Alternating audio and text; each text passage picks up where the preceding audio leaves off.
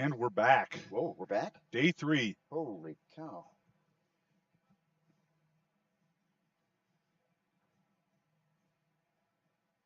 Starting us off, Finley. We got anyone in the chat room? Dash. All right, Dash, Michael. yeah. What up, Michael?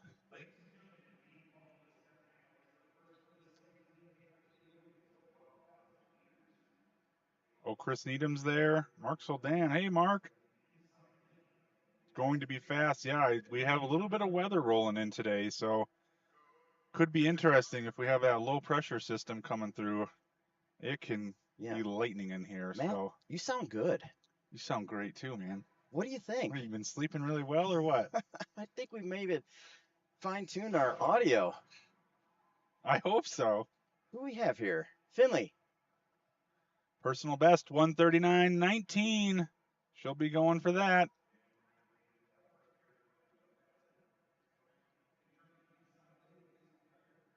Oh, we got a switcher.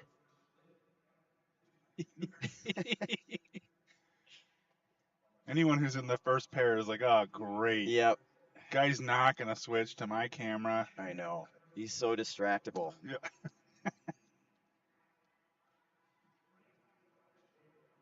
Well, you know, speaking of distractions, I was down at Center Ice trying to get things set up, and Who did you talk to? Carl. Let me guess. Carl Tatelli. Okay. What'd Carl have to say? Carl was saying that some of the athletes from Norway were watching yesterday. Oh, yeah? And they were texting him. Oh, cool. We got viewers in Norway. Very cool.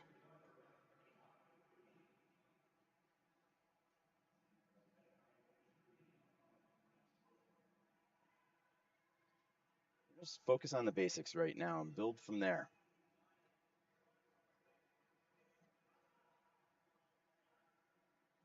All right, Jim Herman in the chat. All right. Augie's dad. Good luck to all the skaters today. Augie's skating well. Wow. I'm assuming that's Paul Golomsky in there too. Paul. Says audio A+. It's good to know. St. Robert came to the rescue yesterday. Yeah. How was that? Okay. 4-second personal. Wait. You know, another one of those. Sam Chamberlain Award. Sam Chamberlain, yep. Hey, did we get a high five? No. Man, I'd give a shout out to that person, but I don't know how to say that. Oh boy. Yeah. Hi, Kara.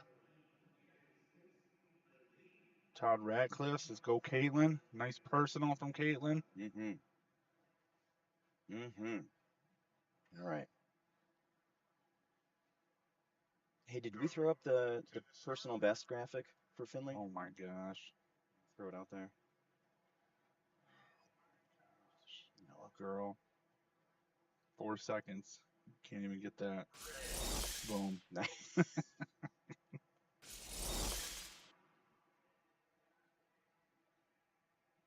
Caitlin Lee and Elise Stave.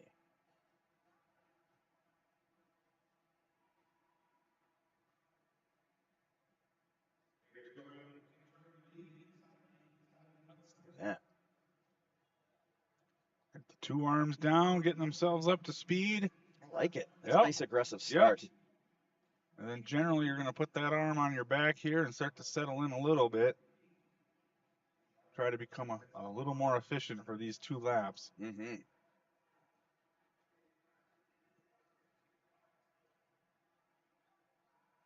This is nice. They're going for it. Oh no! Oh no! Shoot! Oh no! Bummer, dude.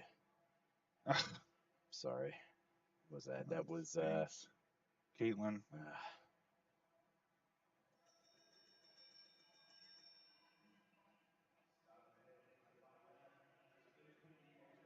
She's okay though, right?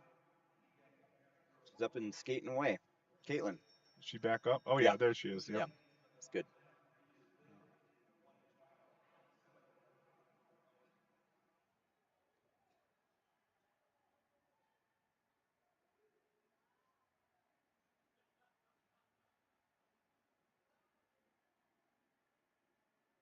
All right, at least strong finish here.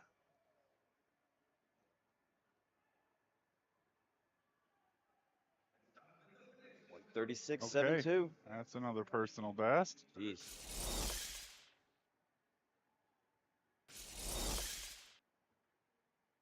Just under a second? About a second? Yeah, about a second.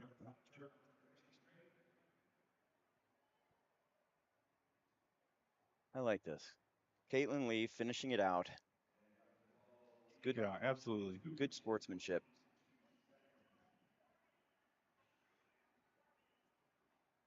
We throw the PB up there? We did. All right, good job. We did. Little ice repair. There she is again, Sarah Bowles. Oh man, Dave Okanewski there too, helping out.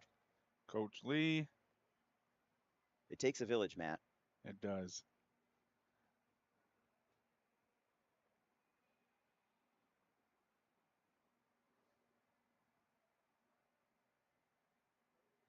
I love it.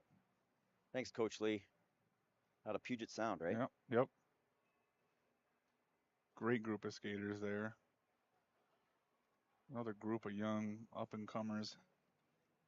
Coach Lee, longtime coach for South Korea. So, yeah. Like South national Korea. team, Yep. right? Yep. Was he Kyuhyuk Lee's coach? Oh, I sorry. feel like you know this. I don't know. No, No. I'm literally. Oh, are you? asking. I don't know. I don't know. Well, I guess where I was going with that is how cool is that Puget Sound has a coach that's coached at that Right. level? Right. Yeah, definitely an elite level coach.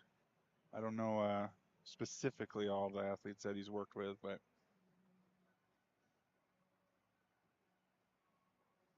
he's been our development coach of the year in the past Wow. as well.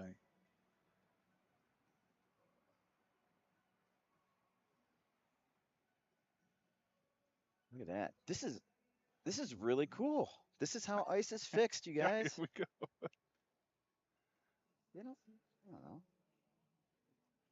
Coach Lee can work that squeegee. Yeah. Ryan Kretschmann in there. Yep. So Dave based out of Milwaukee, Brian Kretschmann based out of Milwaukee, Sarah based out of Salt Lake City, Coach Lee, Puget Sound. Look at her work it. Look at that, Sarah. Oh. Nice push to the side.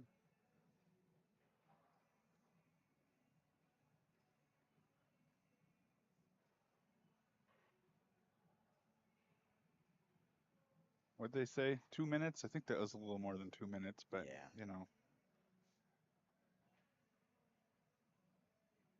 I am loving the camera work.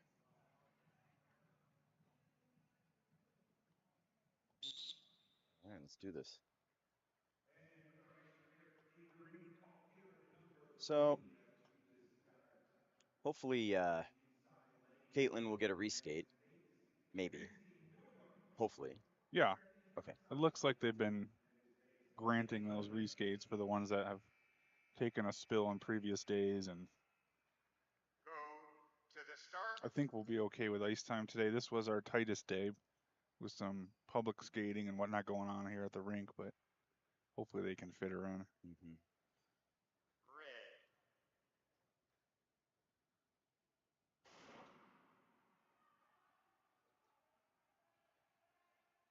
Mackenzie Neuendorf, also another Milwaukee skater, and Leah Choi. Leah's Puget Sound. I believe so. Yeah, another one. Switcher. We talked about getting a full-time switcher. I think that was brought up at the most recent committee meeting. I think the board approved it. Yeah, but we ran a little short on volunteers this morning for other crucial tasks like having a track out on the ice.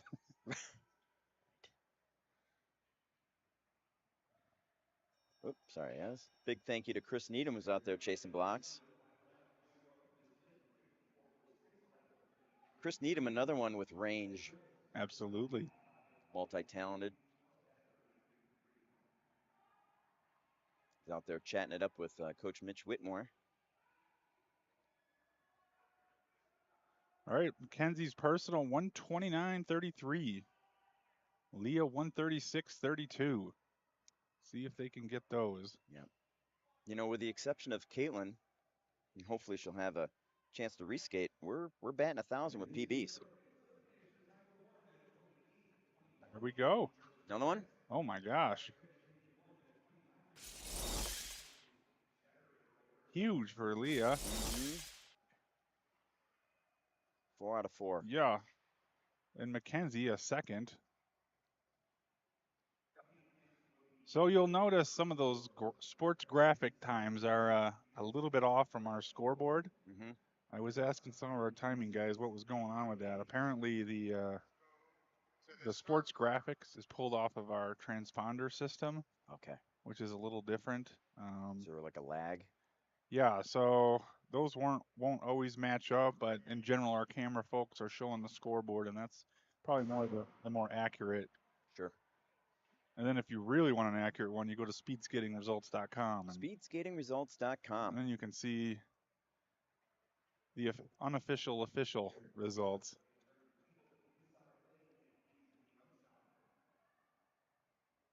You know, during one of our post-production meetings, it was really interesting to find out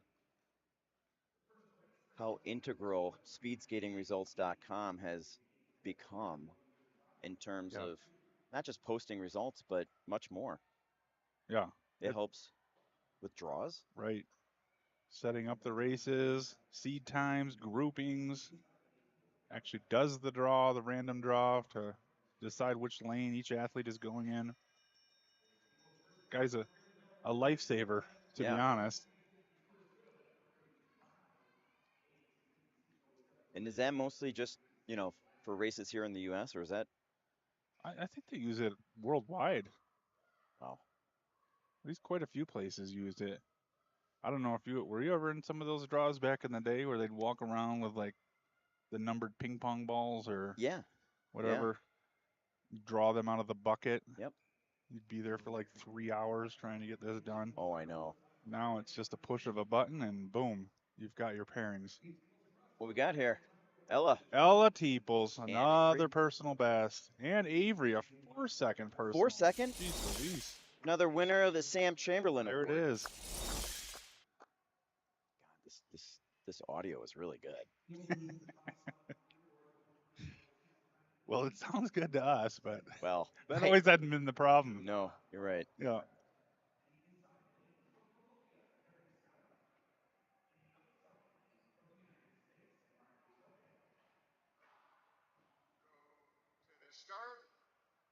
Had had a couple athletes ask me this morning down at center ice if we were going to do this for U.S. Championships in January in Oh Milwaukee at the yeah. Pettit. Yeah.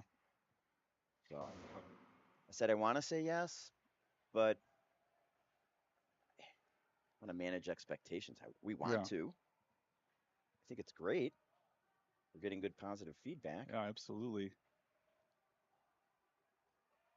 We'll have to talk to the team about it. Yep. Yeah. Yep. Marley Soldan, Junior Development Skater of the Year.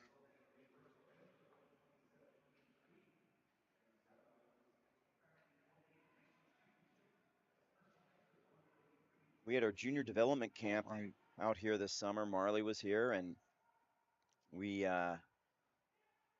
also had our national team here training. I mean, they're here all the time, but it was a little bit of a collaboration where Marley got to do some workouts with Mia Manganello Kilboard Right.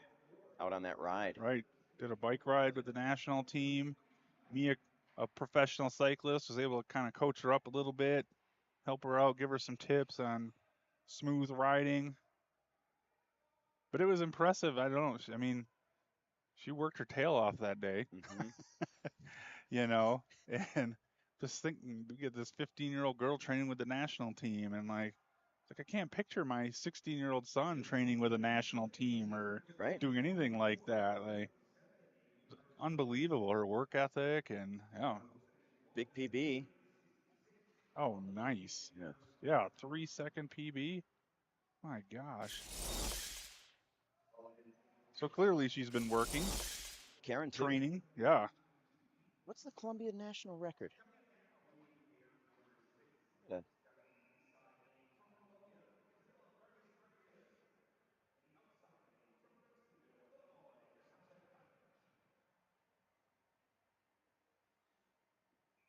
Now finally a Shruti shout out.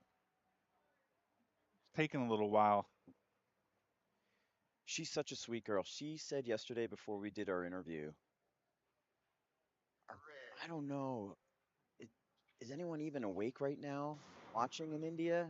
It's got to be after midnight. I said, oh, they're awake. Yeah, did she not realize that we were getting quite a few in the chat room? She was almost, she was incredulous. She she couldn't believe it. I said, you have some fans out there.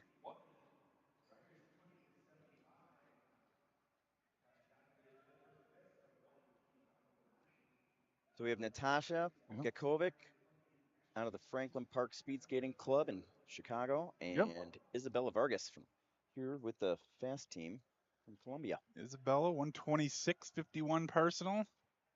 Sure she has her sights set on that. Natasa, 125.09. Little shout out to Dayon. Yeah. Hopefully Dayon's watching. Maybe he's here. I haven't seen him. I'm sure I would have talked to him if he was here. I think he's probably back home. Oh, got to give a shout out. I guess my two nephews, Riker and Crew, are watching right now. Are they in the GR? No, the Detroit area. Okay. Yep. Oh, switcher.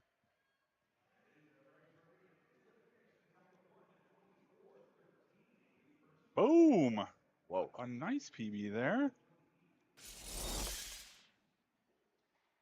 Okay, so how many have raced so far? One, 6 pairs. spares. All right. We have 17 total. Still batting 1,000 with the personal bests. Right. You think, Tambo, should we do another guess the winning time contest? Oh, of course. Throw out another of those monster $10 Starbucks gift cards? Oh my. Are we eligible? No. Well, apparently employees are. What is Oh. What was Marion's almost 2 for 2, or with some controversial, Yeah. entries, but Well, she didn't fill out the proper form. right. Marion, Yeah. Oh, she's all of about all the people that didn't fill out the proper form, she should understand that's a major violation. Oh my God. All right, I'm going to throw this in the chat.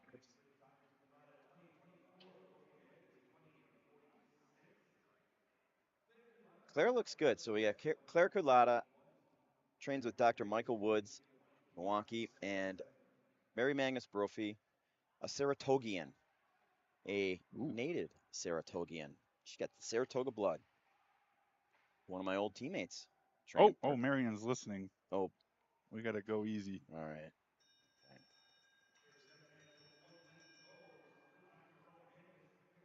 Mary Brophy was always a really, really nice technical skater.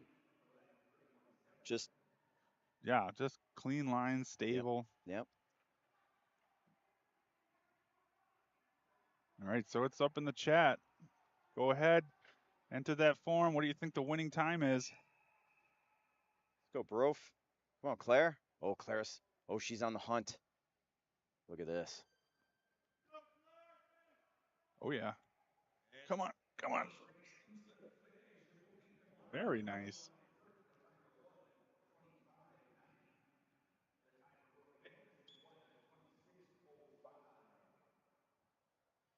Okay, just off their personals there. We were doing pretty good there for a little bit. Yep.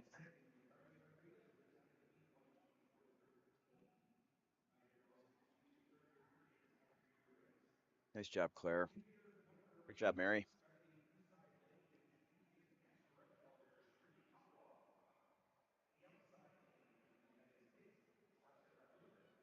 All right, here she is, Shruti. Come on, Shruti. Let's take a look and see what the India national record is in the women's 1,000. One moment. Stand by. 125.00. It's probably her personal best, Yeah, isn't it? yeah. All right. Yep. Good, Okay. good call, Matt.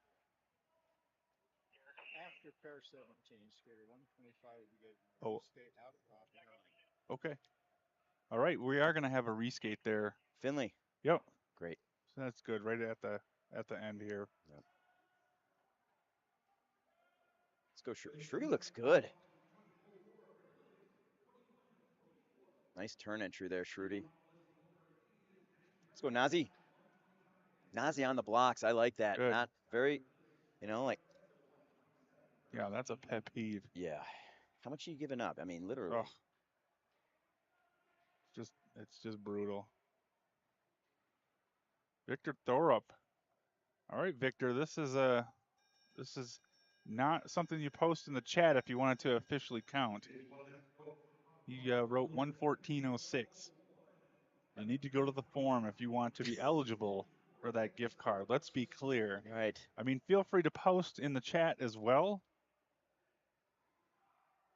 But we have protocols, we have standards, We do. and we can't violate that. No procedures. Yeah. Otherwise, this thing will just turn into a big mess. Yep. I'm gonna try and keep organized here. All right, let's go, Shruti. And just off. 0.8 off. Nazi just a little bit off as well. Nazi came out of the turn, that final lap, and just on the blocks really well. She came out of the turn to go on the backstretch, and it was great.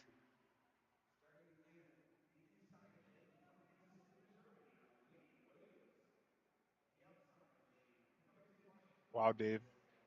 Just checking the barometric pressure. Yeah, and 29.6. is that good? That's very good. Ooh. That means we could have some seriously fast times.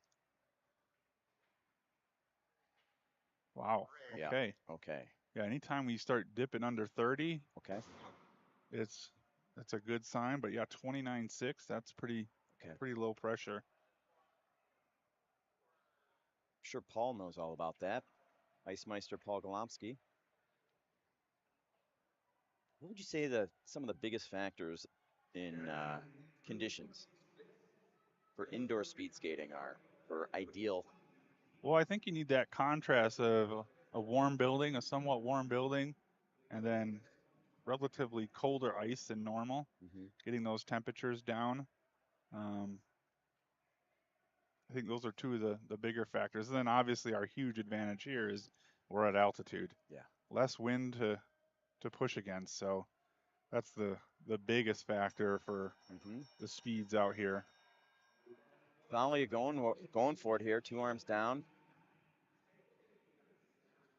Yeah, we got Libby 123.31 personal. 122.32 for Thalia.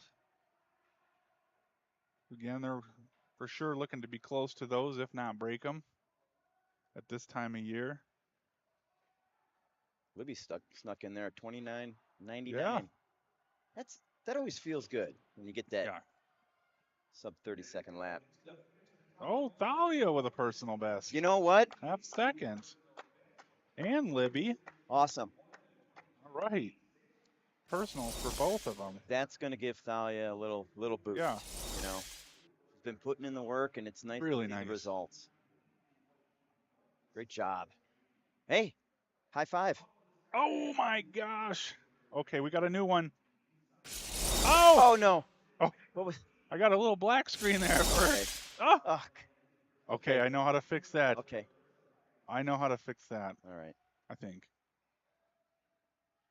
Last night's post-production meeting, we had our graphics team put together the high five on the backstretch. Yep, they stayed up late. They did. Oh man. All right. Almost scared to open my program now. Probably shut the stream down. Piper Edie, Larissa. How do you say Larissa's last name? Pace Pace? Yeah. from Brazil. Yep.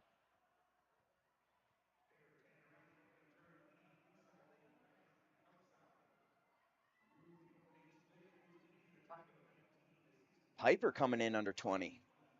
Fastest opener of the day. Look at Piper, man. Looking good in that Yeah. far turn. Nice.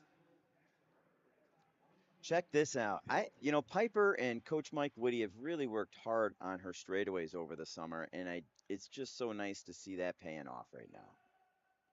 Her A line. little off the blocks there. Yeah, we got it.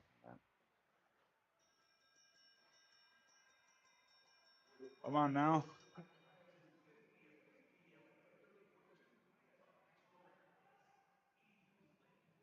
Larissa has the Brazilian national Okay. record in the 1,000.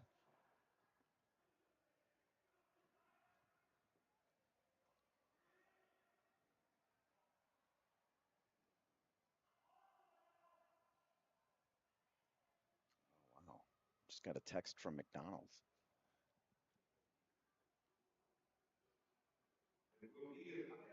Why would they text you?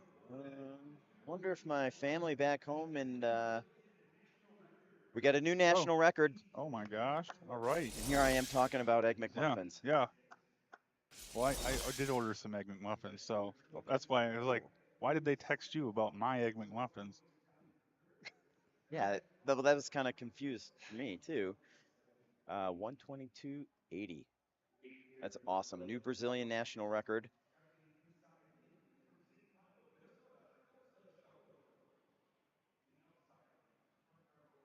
I'm gonna do some dangerous things. I'm gonna do some graphics editing here. Okay. During the stream. Wow. Okay. Yeah. For the folks at home, things go sideways. Now you know. I love it when national records are set. Ilsa Shobe out of the Twin Cities training here in Salt Lake City. Rebecca Simmons out of Round Lake, New York.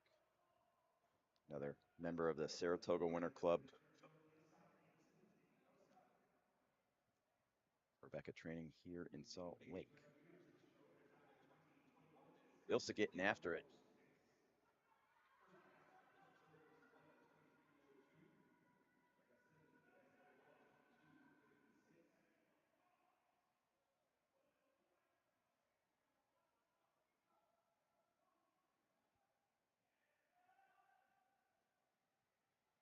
Ilsa's going for it. She is going for it. Yeah. Let me quick check what her personal best is. It's 123.02. Here comes Rebecca. Rebecca, Yeah. and I think of Rebecca Simmons, she seems to really do well in those longer races. She came in Right. fourth in the women's 3,000, which I think was a big breakthrough for her. And now look at that draft. Oh my goodness, she is on the hunt. Let's see what happens here. She's another one of those athletes that just like pushes that big gear, needs a little extra to get her going. But once she gets that inertia going, watch out. Just off her PB there for Ilsa.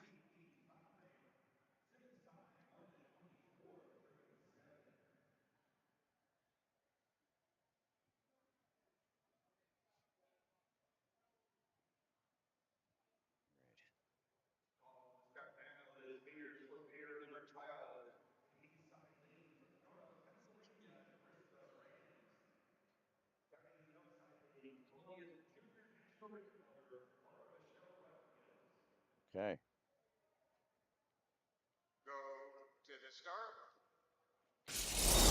Oh, look at that. Okay.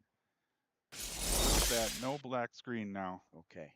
Prepping for the high fives. Let's use it this pair, I hope.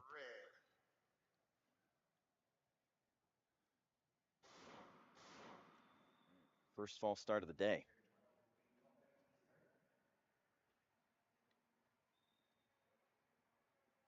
Remind me, Matt.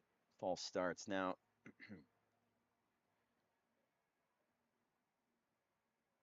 outer lane, right? Is that what the red flag means? How do we know who did the false start?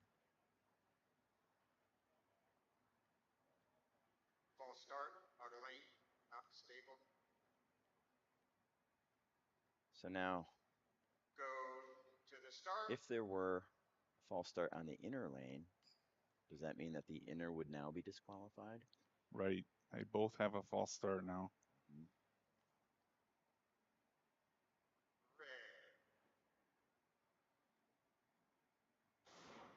All right, good clean start.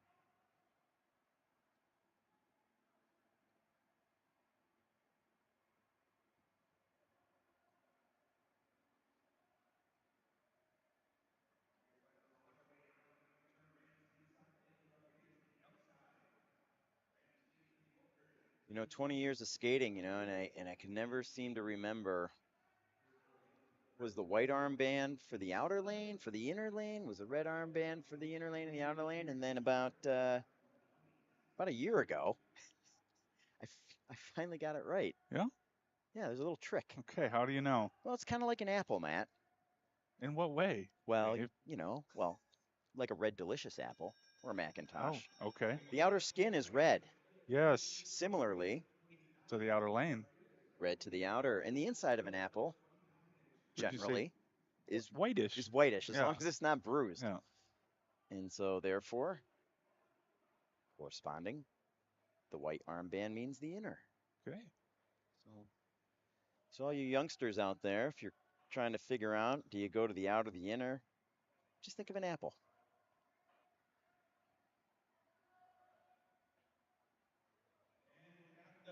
$120.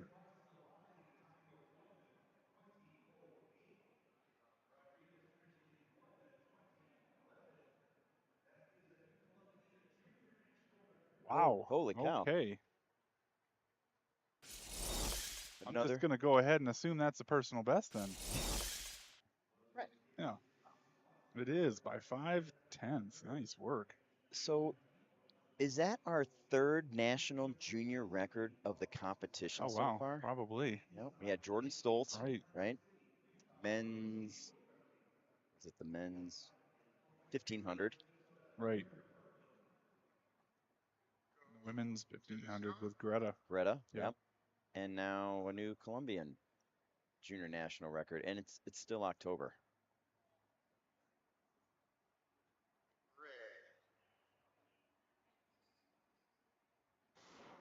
Did you hear that? It sounded like someone was like tooting a whistle in the background. I didn't notice. Okay. Lindsay Woodbury, member of our 2022 Junior World Team, and Georgia Birkland, 2022 Olympian. Right. Mass start. Mass start. She had a good showing at the games. She did. A top 10 showing there. Made it to the final in her first international competition. Yep. At least on the senior level. Mm-hmm. She's really good at those mass starts. Yeah. She has a knack for just hanging in there. Mm-hmm. And then she's got some good power for that speed finish. So. Yep. So 29.2 for Georgia. That's a good lap. Yeah, huh? Her personal's a 1:19.70.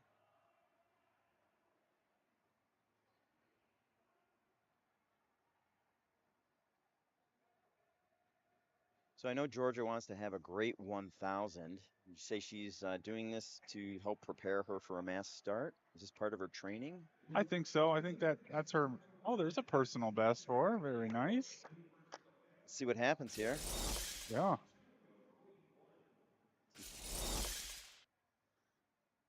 Oh, the girls are already at the line. Maybe don't disrupt the high five on the back stretch. Yeah. And, are we going to be off camera? Oh, no, who knows? I'm trying to look over the paths to see if we got the high five.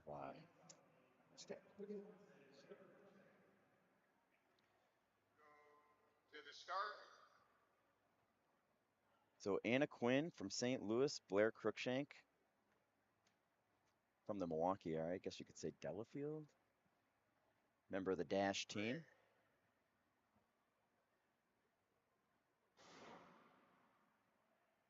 Blair had a good 500 and Right, yeah, 2:39.7s. yeah. I've got a question in the chat here from Speed Skating Deconstructed. Oh, Clibes, Have welcome. Joey and Brittany retired? No, they have not. But both are dealing with either injury or sickness right now. So they're limiting their racing to very little to none. But they are both still training. They both on a high level. So I think throughout the year we'll see some appearances from them. I was hoping we could get Joe up in the booth. Yeah. I'll try to recruit him for tomorrow. Yeah. Get him talking about the mass start and what he sees from his perspective Yep. while we race. Could be really insightful to get into his mind. Yeah. You know, as a Yeah. 3-time world champion in that event. Hey, by the way, Blair throwing down pretty good 9-1. race right now. Yeah, she had the fastest opener with an 18. Let's see what we got here. Oh man, a nice PB there. Nice PB. For both. Yep. All right. Oh, here we go. Here we go. Come on, give one? it to me. Oh, I'm gonna assume he's doing it. Oh. Wait. Oh, I think he did. Wait. I think there was a high five there. Yeah, I think so too. Yep. DC hung out there. Blair swung wide. I'm not normally one to make assumptions, but I think one Yeah. could anticipate. We got to talk to these coaches and athletes about the timing and where they need to be so we can use our graphic that we're trying to make. Well, it figures that the first day that we have this beautiful graphic that our graphics team spent putting together, now it's got to work out the bugs.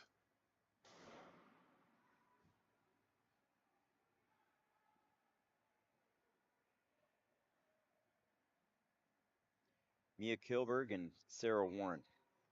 All right, I'll tell you what, I'm downloading the winning guesses. So if you haven't gotten your guess in by now, it's too late. We're getting close probably to seeing what the winning time is going to be. Oh boy, look at this. Check out this backstretch. Whoa, nice. Nice exchange there.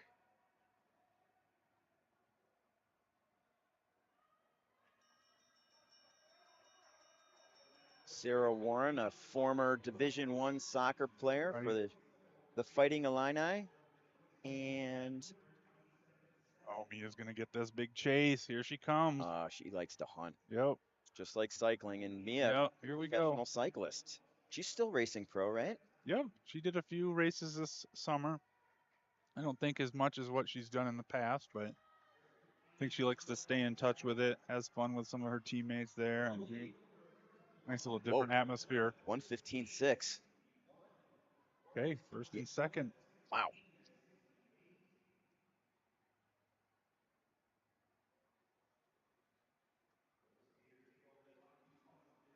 Yeah, close to her personal best there for Mia and Sarah, really. Half a second off for Sarah. Yeah. A few tenths for Mia. For these more experienced skaters, that's where they want to be this time of year. You know, of course, you always want a personal best, but if you're close again, starting in October, plenty of time. Yeah, you want to save some in the reserves, right? Yeah. Well, it's just a long competitive year, and usually, you know, I've done a lot of base building, aerobic work, so it just takes time to pull that racing and that max power out of the system as you go through the racing year. Okay, Kimmy Getz, Greta Myers.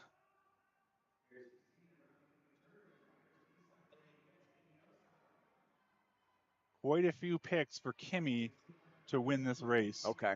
In our little poll. Well, she's going to get a nice draft on the backstretch here. Oh, look at that. Oh, my goodness. Yeah, good chase there. That was good. Kimmy skates a great corner too. Look at that lean. Wow. Nice stable Wow. shoulders and hips.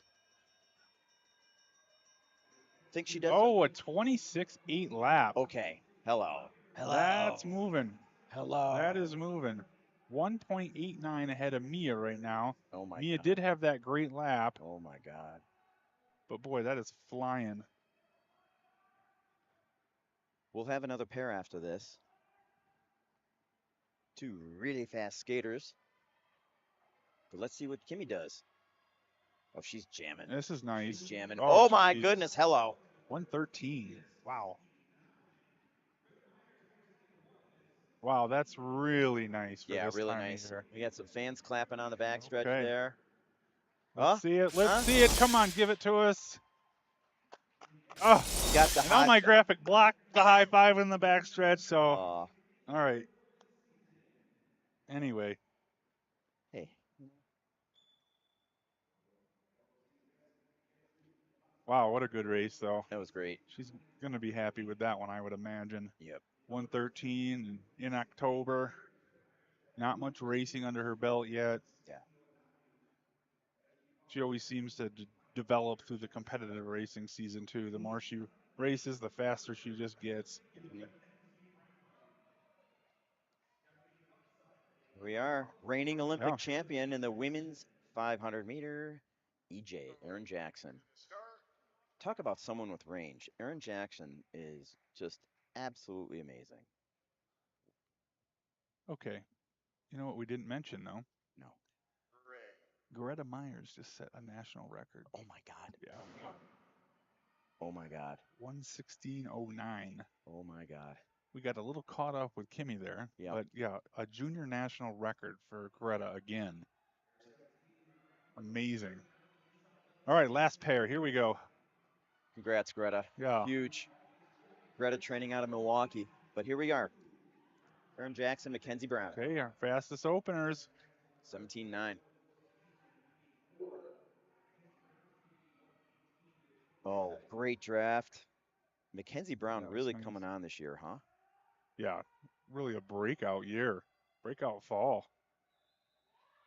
Something clicked. I don't know what it was. If it was the training, if it's a technical thing, or maybe just both. But she has really upped her game. Erin Jackson with a 26 in that first lap. Look at her go. Man, showing no fear. She had a great 1500 yesterday. Yeah. Probably gave her a little confidence that, yeah, you know what, I can do a whole 1,000. I mean, she's known more for a 500 meter, but what's her PB? Let's see, 1:14.94, and she got it. Hey, oh, wow. Okay. And Mackenzie Brown also. Yeah, another personal there too, almost by a second. Yeah. All right. Chris Needham. Let's see. And I don't know. Yeah, thumbs up. I'll go get one. There it is. Boom. Nice, man. There it is. That's what we live for, right? There it is, another one. High fives on the backstretch from both coaches. Love it. To both athletes. Love it.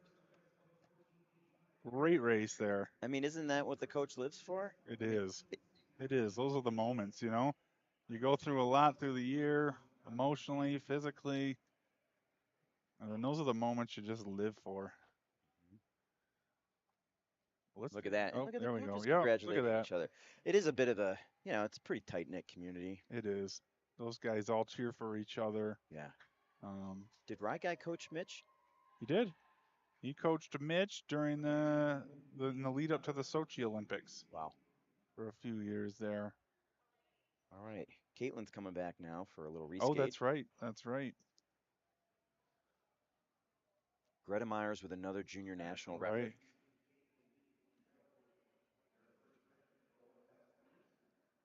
Greta's on fire. Talk about figuring something out. Yeah. She really. And strong in everything. Everything. Right. Yeah. Not just one area, which is great for her. I mean, it's her last year as a junior. I'm sure she's thinking about that Junior Worlds, that overall title. You know, that's a special title. If you're one of those that wins that overall, you're in pretty elite status. You know who else is a junior last year, pretty good at everything? Jordan Stoltz. Yes. Now, what's the common denominator there? Well, they have the same coach. Oh, Maybe that's it. maybe. Okay, I got to look at our guesses here for the winning time. We have a 114, a couple of 114 ones, a 115 one. Hmm. What was our official time? 13.6 was it? Make sure I get this right. 113.69. Okay. Well, you know, Kimmy gets what Kimmy wants.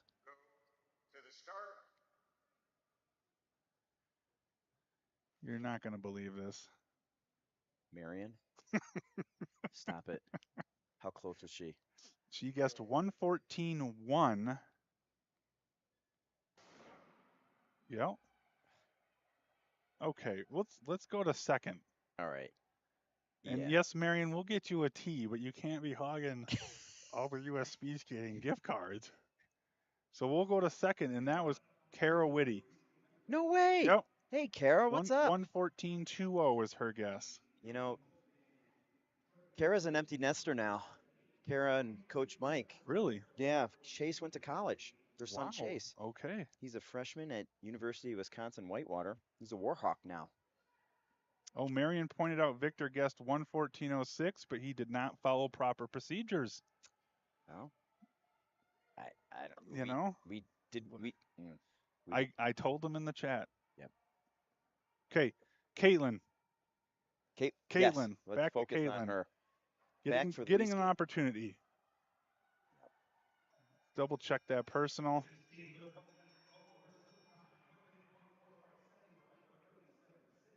Marion says I'm so German on my procedures.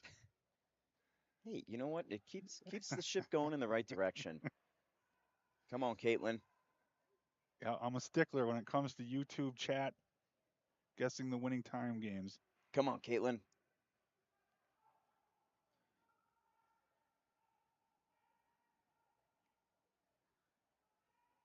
Gotta tip my cap to Caitlin for coming back doing a reskate. Right, right.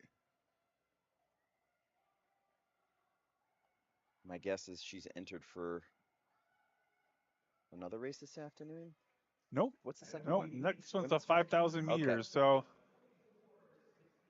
144.64. Just off her personal. It's okay. Yeah, that's always tough to come back, and Yeah. it's a pretty quick turnaround for her.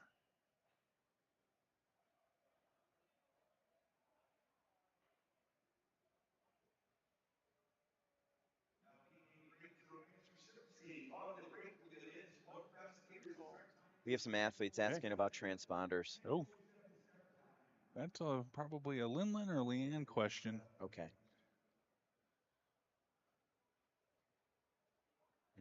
What All should right. what should we have them do with the transponders?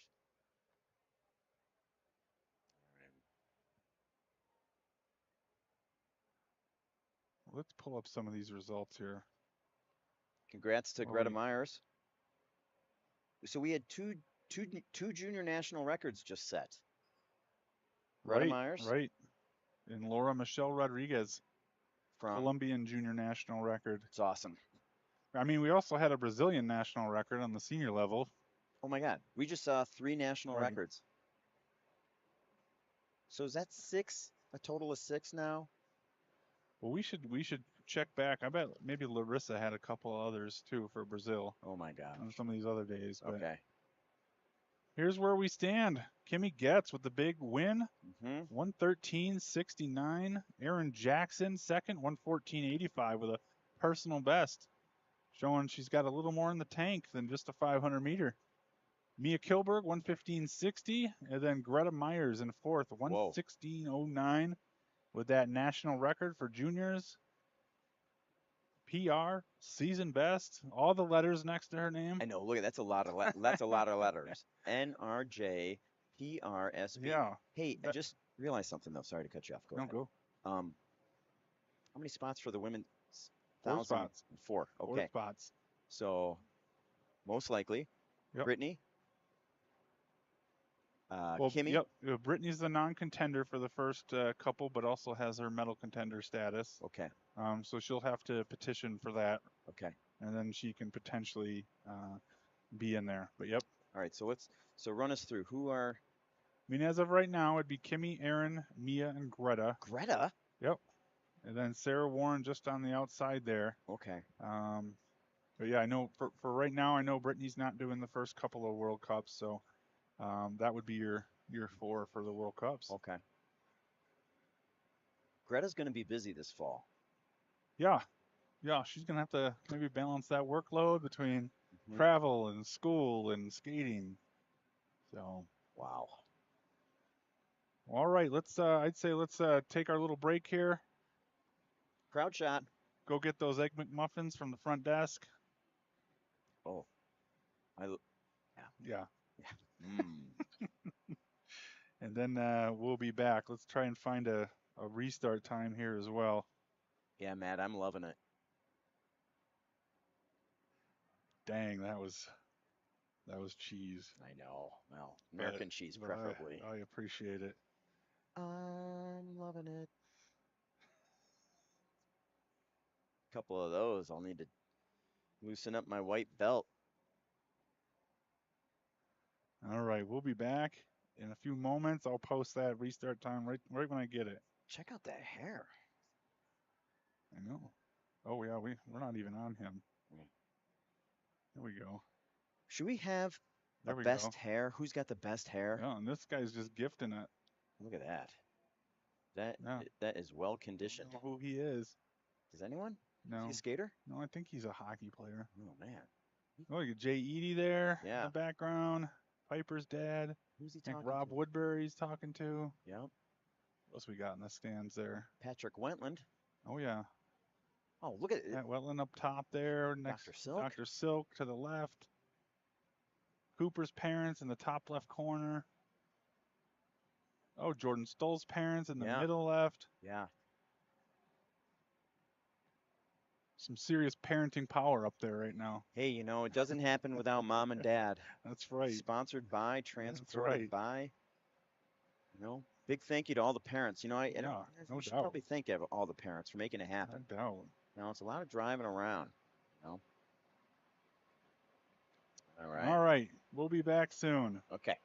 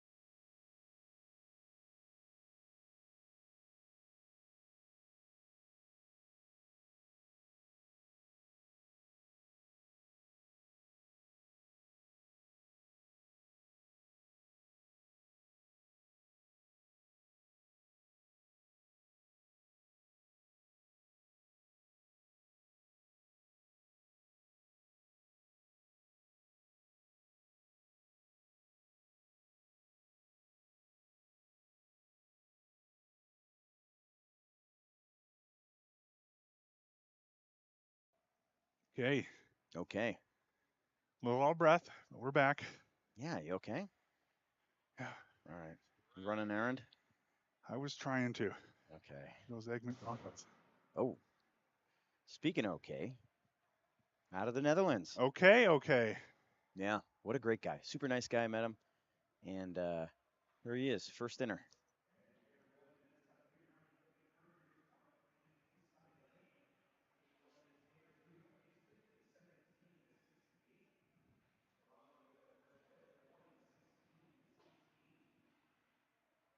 Okay, opening up in 17.68.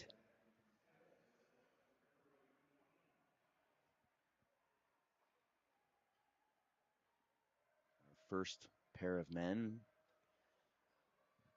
1,000 meters. Okay, training here with the fast team.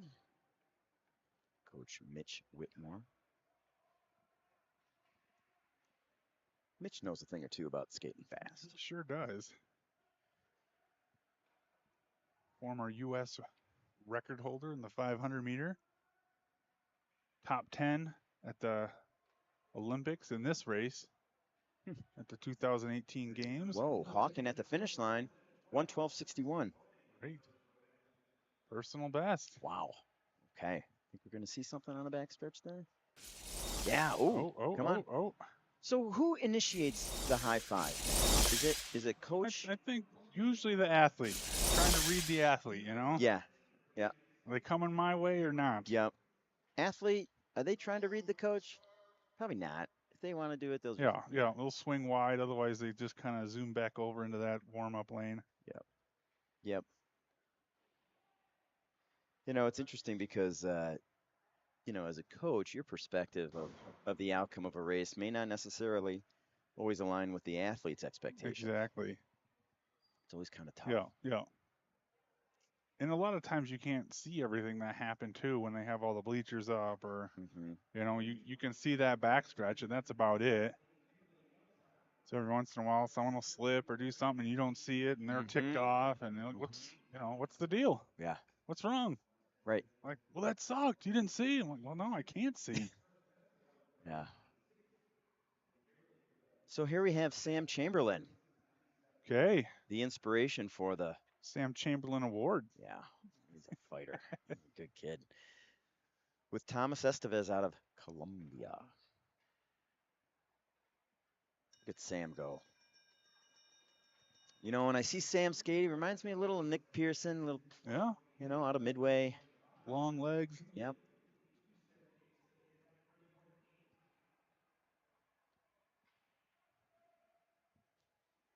Sam's personal best, 136.97. Something tells me that Sam is going to smash that personal. He's awfully close to Thomas. And Yeah. Thomas's PB is 130.26. Yeah.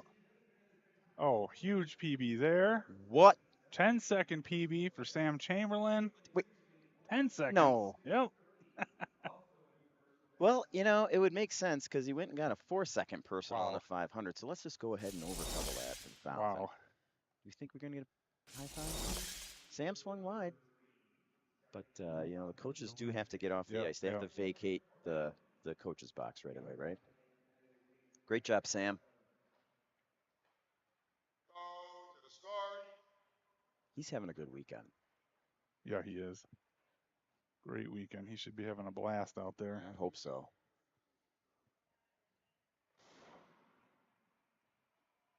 Sam having some speed skating blood. Yeah, his mom was one of the skaters on the national team back in the day. Trained out here for a while in the lead up to the 02 games. Jackie Linnell, Yeah. now Jackie Chamberlain.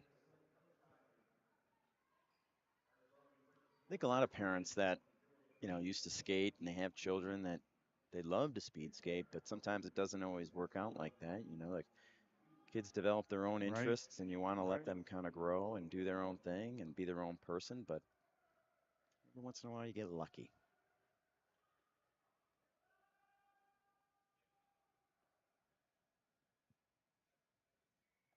Sammy Hart Gorman and Patrick Hussle. Both on a bell lap.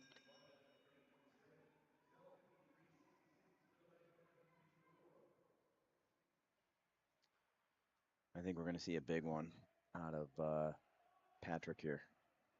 PB's 144, and Sammy's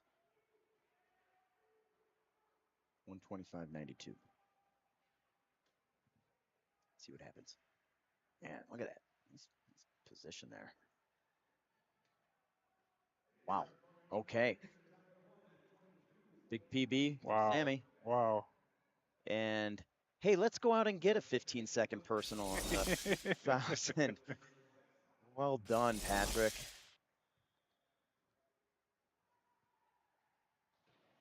We're chatting it up with our head coach for our distance national team. Okay. And he was pointing out the barometric pressure. Yeah. Yeah.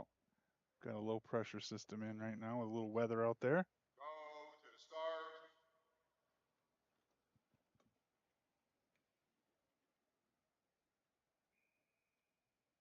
Ready.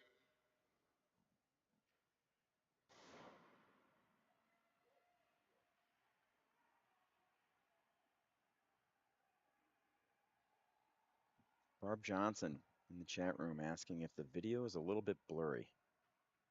Oh. I don't know. Hard to say. You know, it's. I need new glasses. I need to go to the eye doctor. Those look blurry on our end. Could be something coming through the stream, but Jeremy's song here on the inner. I like the way Jeremy skates those turns. I know I've said it before, but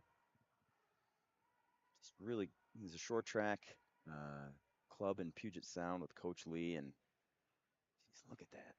It's really nice to see that. all right, I'm putting up another guess the winning time contest. Oh, Marion was asking about that. Of course, Marion was asking about it. mm-hmm.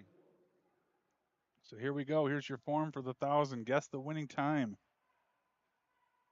Oh, look at this. Tristan showing some moxie here. Mm-hmm. You know, Jeremy had a little bit of a gap, and Tristan chasing down.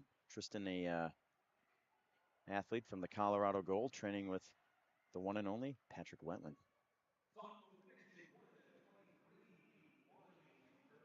Nice time. Wow, nice job. Nice job, guys. Huh? Come on, Patrick. You gonna, huh? He's just got to vacate that coach's box. Yeah.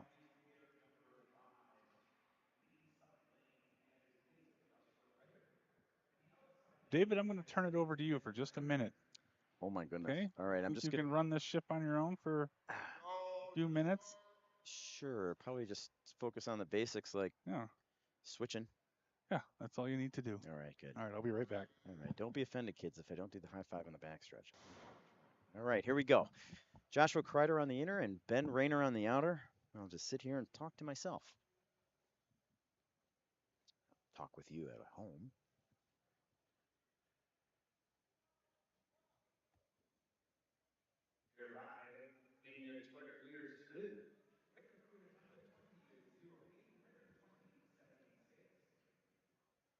Josh's PV, 128.27. Ben's 126.56.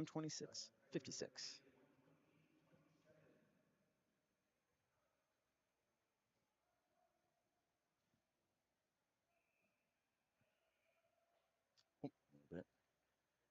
A little wiggle there going into that inner lane. I have to admit, I'm a little bit lonely up here in the booth by myself.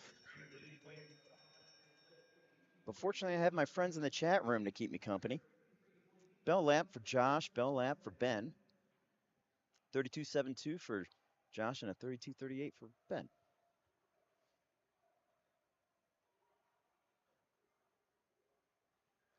Two arms down and just going for it. Come on, Ben.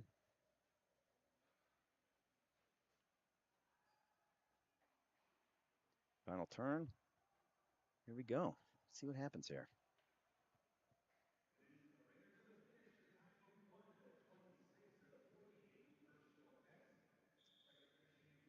Very good. Congratulations, gentlemen. 2 PBs. Dr. Silk, let's see if he gets a little high five, low five. Not so much.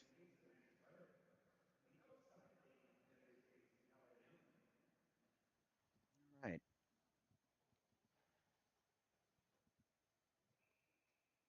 Go to the start.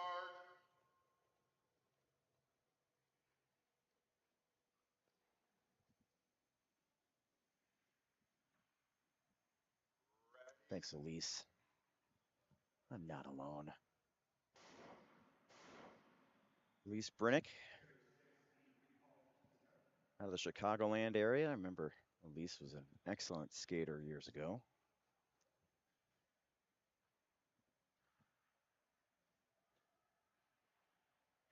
Elise has a daughter skating. Bella Main, training out of the Pettit Center. Elise's daughter. Bella is a student at Marquette University, training with Hung Young. Ball start. Inner lane. Going down. Pettit National in the Pettit program. Go to the start. All right, Max Weber on the inner and Yoon Hook on the outer. Ready. And they're off. Good clean start. Let's go, Max. Getting a little shout out from home.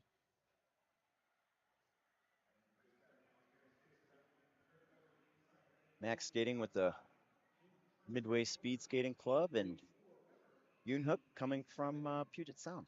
Coach Lee.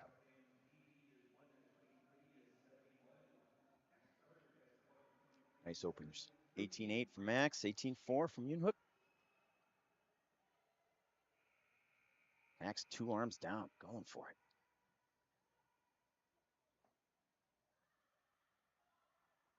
Max training partners with Zach Jensen.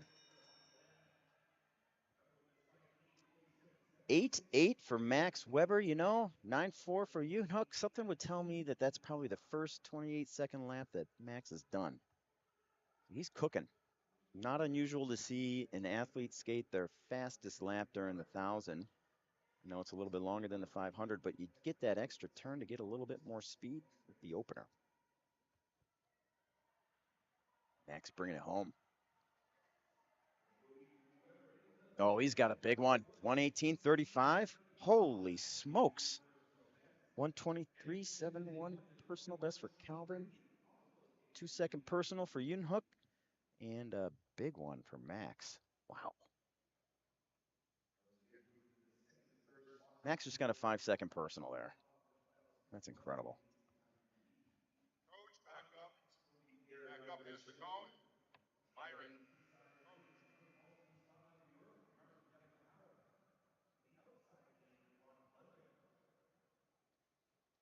All right, next pair, Mark Yanagihara out of upstate New York. Go to the start. And Brock Ludwig training with Dr. Dave Silk out in beautiful Butte, Montana. If you haven't had a chance to go check out Butte, Montana, it is gorgeous. Great place to train. Ready. Like Salt Lake City, mile high.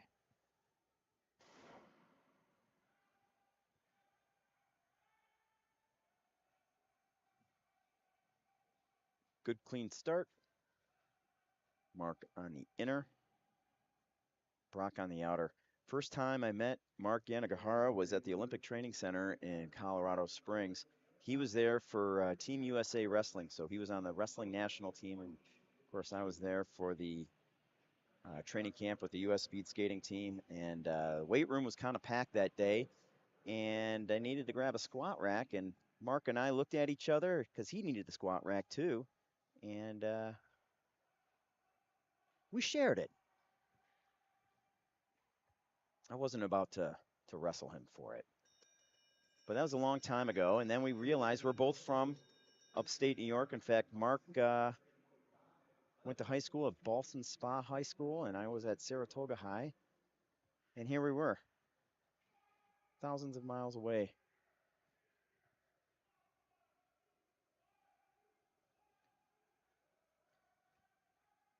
Final lap for both gentlemen.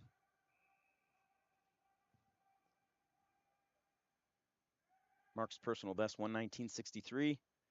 Brock's 128.16.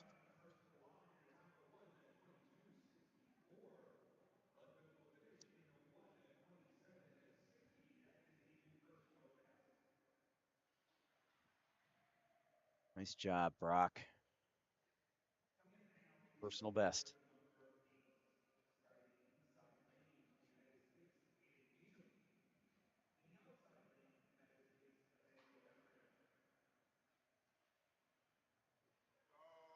start.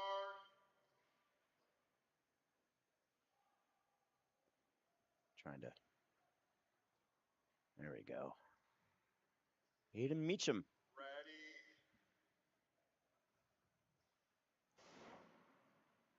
And Nathaniel Beveridge. Aiden was our Junior Development Athlete of the Year for the 2022 season. Hardworking young man. He was out here for our Junior Development Camp in Salt Lake City this summer. And just a really nice opportunity to get to know some of these young kids up and coming. And he's taken that opportunity and just run with it. Nice clean exchange on the backstretch there. Aiden's PB is 119.21. Nathaniel's 118.29. Let's see what happens here.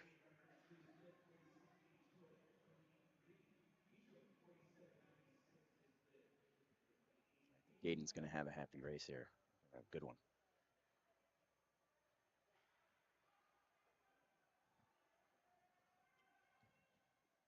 Good to see Aiden's mom, Holly, in the chat room. Let's go, Aiden. Look at this.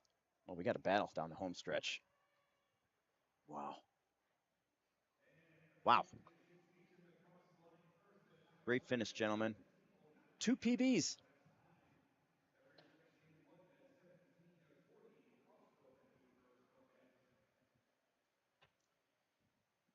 Partner in crime is back. Thanks for keeping me company, folks, in the chat room.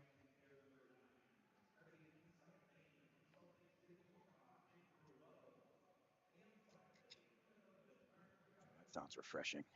Go to the start. I'll have one of those myself. Ready.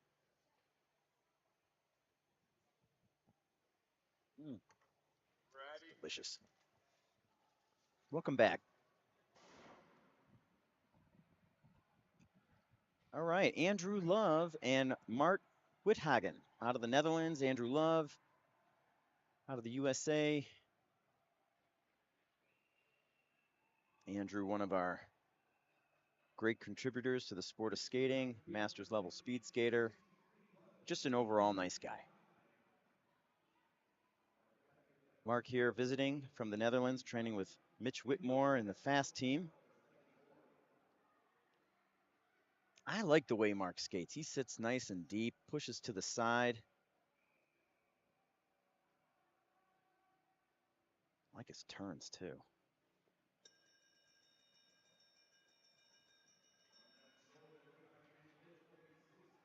9.4 lap for Andrew and a 8.2 for Mark. A little stumble there.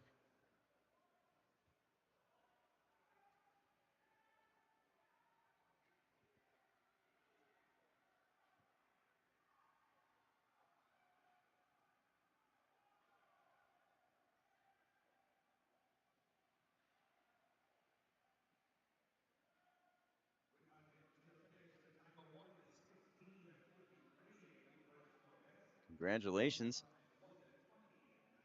Close to a 2-second personal for Mark. Now, we had a committee meeting last night, Matt, and we did. And I think some criteria were established for someone to be eligible for the Sam Chamberlain Award. I think. Did we settle on something? Well, I think the It proposal was contentious, I know. I think one of the junior committee members Oh. recommended it, 2 seconds or more makes you eligible for the Sam Chamberlain PB Okay. award. Okay. But I think, I mean, is a 2-second personal in the 500, the same as a 2-second personal in the 5,000? So Yeah. maybe we should go percentage. Or do we divide by 10? Oh, hello. You know, just like the point system. Don't forget to get your guesses in. Winning time guesses. Forms in the chat. I like Ryan Pivs on there. Marion, what time are you putting down? Could be a good strategy. Well, it's Get like, some of that inside intel and then go either 100th up or 100 below. well, I mean, that's what I'd be doing. it's kind of like the Price is Right. Yeah. I'll bid that for $1, Bob. Oh, what a moment every time. I know. The dollar. The dollar. Yes. Then there's, a new car, Rob Roddy, a new car. All right, Will Silk getting after it. 7-7. Let's see what this last lap's going to be. That was a good corner there. What's Will's PB? Will's PB 117.93. Okay, Will is just improving by leaps and bounds. So Will training in Butte. They don't have ice yet in Butte. I believe they go. Oh my goodness. Stop it. 2-second PB. Over 2.6 seconds. Something tells me My that goodness. How cool would that be, for Dave, Will's dad to be coaching him? There we go. Oh yeah. Did I might have to move that graphic. Yeah. We'll put it in a different spot. Well, you could do the upper Yeah, I don't corner. want to be blocking these moments. Let's see here. Well, in advertising, they say, upper or lower right or tends to be where the eye travels naturally, but lower right is an occupied space. So maybe we go upper right?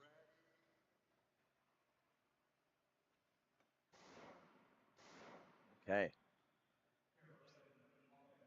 Herb Harrison on the inner and Stephen Muir on the outer, and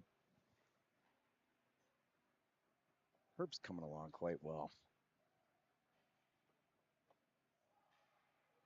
All right, if we remember the rule of the apple, white signifies the inner lane. So kind of like Matt pointed out earlier, both athletes are now assigned a false start. False start, inner lane, not stable. Go to the start.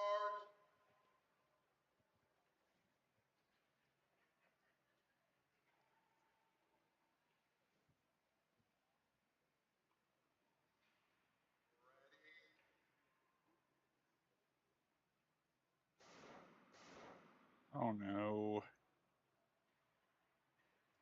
Someone's DQ'd. Who was it? Outer. Steven. Apple. That's frustrating. Sorry, dude.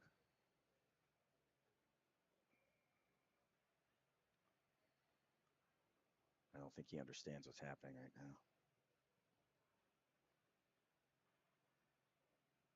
Did they wave? Was it the red flag? I didn't see. Yeah. Yeah. False start, outer lane, disqualified. Yeah, I don't think he realizes it. Hopefully a reskate, an opportunity. Maybe it's out of competition, right? Be out of comp. Yeah. But it's still nice to get a time, Yeah. Chance to go out there and put your work to the test. Ready.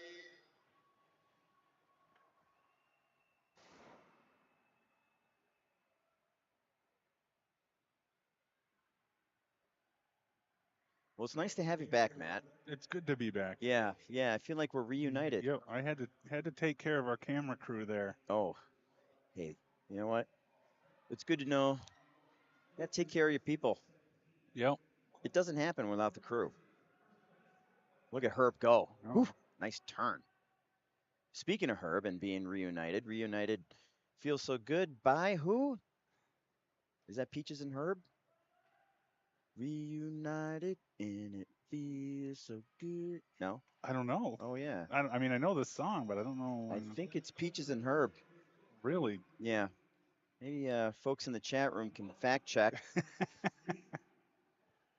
Promise I will not sing anymore. My kids, if they heard that, oh my God, they'd be mortified.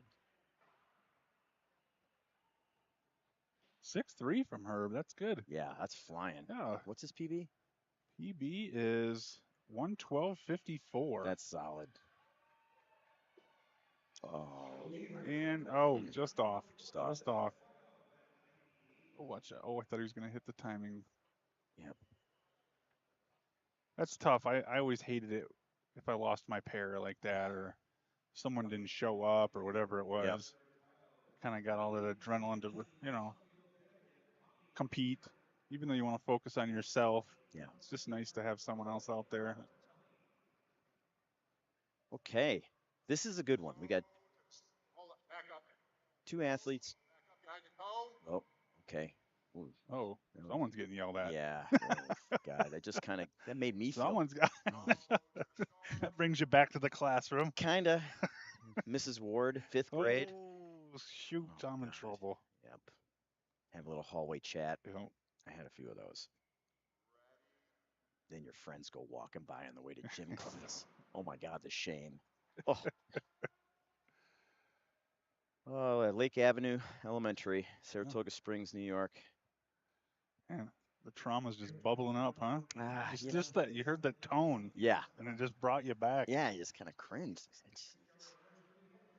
So, two great athletes here, Tommy Fitzgerald and Carl Tatelli, both out of the Pettit National Ice Center. Carl training with Bob Corby, and Tommy training with Mike Whitty.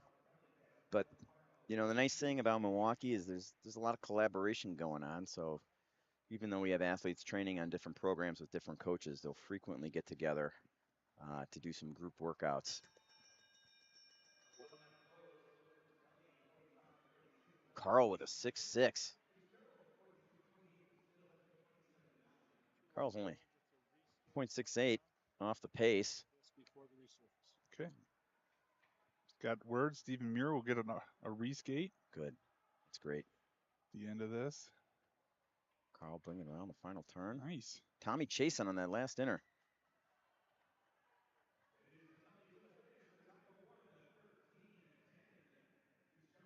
Okay, just off his personal there. Yep. All right, I'm going to point out last chances to get your guess in for the winning time. Okay. You want to throw out any hints? I don't know if it'd be a hint, but a guess? A guess? Yeah, somewhere in the range of No. Well, what's Jordan's PB? 106, Okay. 96. Okay. World Cup 4. And that is a junior world record. Right. And so, okay, so let's just kind of take this into account. We have a lot. It's going to be a very, very competitive Right. field. Zach, Will Gebauer, Connor, Cooper. Connor, I think, is going to go well. Yeah, I can't pick. Cooper, Austin had a good 15. Yeah, there's feel going to be a lot of close guys there. I can't do it. It's like pick your favorite kid. I can't. Okay. Oh, you're just asking for a time. Don't pick the kid. Pick the time, and we'll just assume you might have meant someone other than Jordan. Right. Well, even though Jordan has the fastest seed time.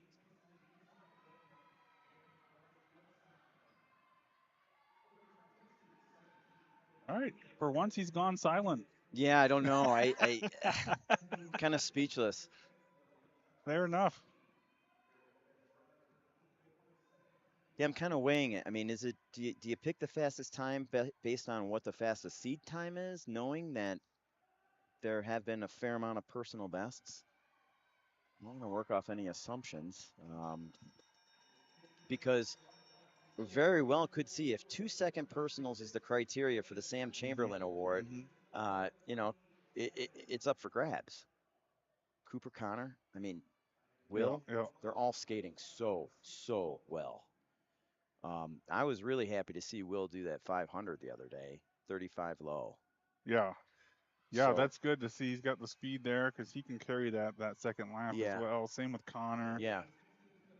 Oh, we got Brittany Bowe with a 106.7 in the chat. Okay, all right. Well, Now, Brittany, yeah. I hope you don't think that that's going into the contest because you have to use the official form, which is in the chat. Don't mess this up. But she's Brittany Bowe. Okay, maybe we'll make an exception for that. That might get me in trouble though. Oh, we got a high five. Oh my gosh. Oh. Sabian, 112.35. Sabian is skating well. Yeah. Really well. Tanner Worley skating Okay. extremely well. I'm downloading these guesses. We're cut off. No more guesses from here on out. John Tobon. Yeah, John could go good here too. Yeah, that's the thing, like it's just so hard. We have so much depth in this event. So much depth. Yeah, he's got a great combination of power and endurance. Yeah. And he's just a great all-around kid. That too. They all are. I mean, it's just easy to cheer for all these athletes. Oh, Paul Golomsky in there. Air pressure is super low today. Yep. It's going to be fast. But, man, I know I keep thinking about Jordan's 1500 yesterday too and Yeah. what we might see. But does he have that top end right now this early in the year? I guess he did go 4.4 in the 500. Sorry, I'm just going to talk myself through this. I know. I kind of want to win it, you know, in my own head. Yeah, think about it. Tanner, 16.7. That's a solid opener. Look at him go. Now, refresh us. Tanner, former inliner and a darn good inliner. Right. Training with the fast team now, and Mitch Whitmore and Stephen Hartman. Really had that shocking 500. Yeah. Or at least that one caught us. Yeah. Like 6'10" personal, 35.3. So, you know, he's got good speed right now. Wow. And, almost a 108. Holy smokes. 109.05. What's Tanner's PB before? 109.9. Okay. 9/10. How about That's Tobon? a personal best. Tobon got a PB. Oh, yeah, 7/10 PB there. It's good. John's been working hard. It's good to see John having some top end there. I think we missed our high fives. Oh, shoot. Augie Herman on the outer. And okay, this would be a good one too. Yeah, this will be a good one. Let's look up that Colombian national record.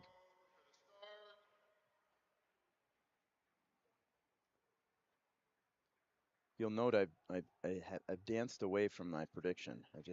Yeah. You I feel like I dug myself into a potential hole. You went full Switzerland on that. Totally. All right, Colombian national record, 108.83. Looks pretty unanimous in our chat room guessing. 106? Well, just on who's going to win. Okay. So just for fun, who are you picking for the winner? It looks like Stolze here is the guy. Okay. Here goes Augie Herman. He is going to be chasing Andrus down. Okay, 17.9. This will be fun. Augie's going to have two inners to just hammer. Did you have a favorite, inner versus outer? Because, Brittany did skate a world record on the outer. She Britt, did. is that right? I think so, Britt, right? Yep, Yeah. world record, won her first world title on the outer. So, hey. Against Nao Kadera, who just actually, I think it was this weekend, did her final race ever at the Japanese Championships. DC from the Dash program. Augie 6.0, almost in those fives. Yeah. And he had a really great last lap at the Pettit time trials last week, right? Yeah, 0.4 of a second drop, which was just like amazing. 11.4. 11.4. Yeah, personal best there. Congrats, Augie. Yeah, he's skating well. Work. He's skating well. We got a high five. Nice.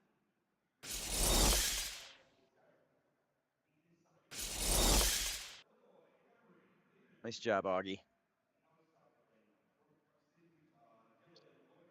Now look at this. Emery Lehman in the 1,000 here. Right. Is this, you think he's, this is a bid for a World Cup spot or more of a training race for Emery? I think I think he would like to do maybe some of them at the World Cups. Okay. I think his priority is 1500, Mm-hmm. 5K, and team pursuit. But I think he likes this race to help him work on his speed, his top end, and that opener, Mm-hmm. especially when it comes to that 1500. So Mm-hmm. he's not, he's not out here not taking this race seriously. No. This is, a big part of his process and preparing for that 15. Look at that pressure into the Boy, ice. that was nice. Yeah. Now Dylan skating well here. Dylan he's a competitor. Right. He is intense. He is fierce. He's going to be going for it, these 2 inners here. And it's always fun to be the junior against yeah. one of the more established seniors. I am going to hunt you down. Mm-hmm. I call that poking sticks at the tiger. Okay. You use that term a lot? Only when it's appropriate. Then it just sort of loses its luster. Yeah, okay. But, oh, here we go. Let's cross over. Okay, hopefully you don't have any problems here. We did. Dylan had a hold up. Did he? Yeah, I think. Shoot. Yeah.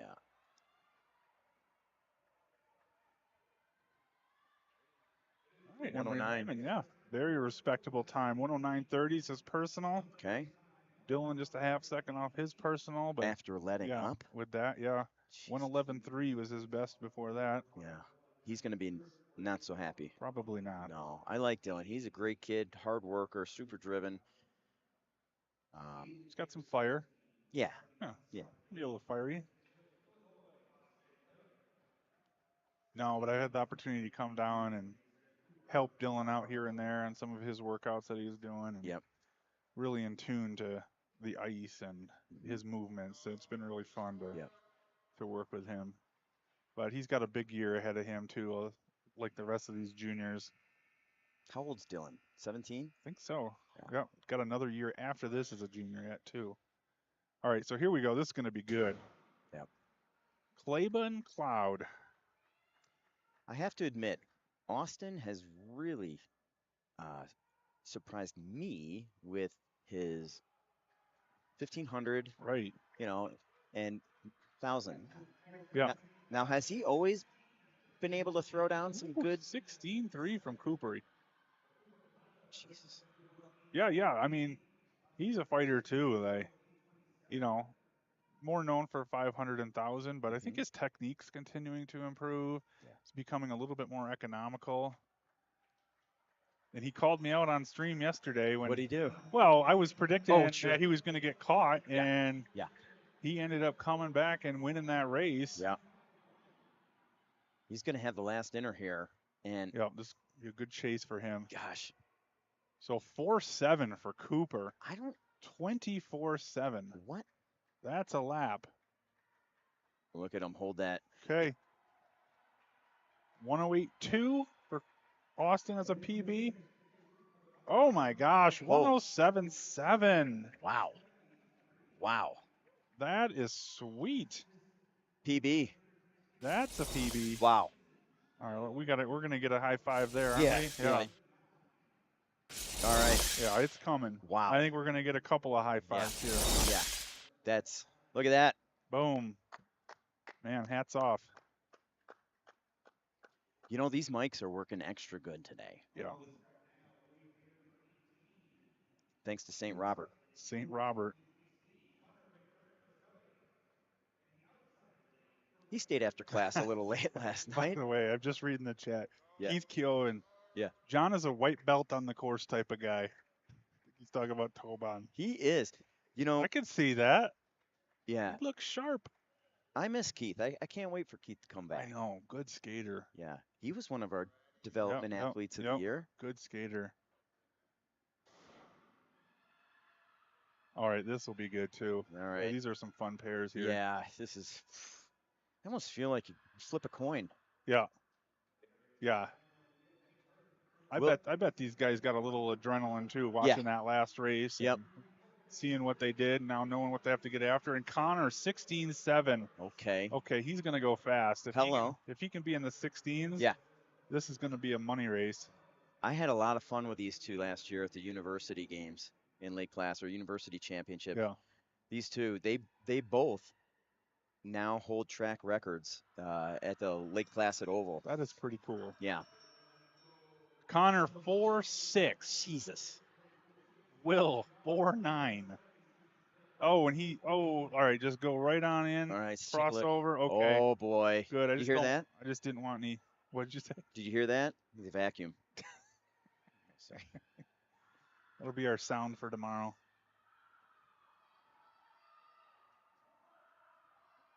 Let's see. Oh, Tight. 7. 0.05. That's a big PB though too. Yeah. We're gonna get a. That's a big PB. How much? He went from 108.1. Will from 109.1. No, look at that. There it is. High fives Look on at the this. backstretch. Those Couple of them. Whew. That's 4 in a row for Ryan. Yeah. Yeah. Yeah. What was Will's? Did Will got one too? Yeah. Will got a big 109.2 is his personal before that. How awesome is it to see Will having kind of a resurgence? He had a Right. little bit of a rough patch Right. there, but he has really, Yeah. really come around. Yeah. I'm so happy for Will. Boy, So that happy was for good. him. I know Mom and Dad are probably happy.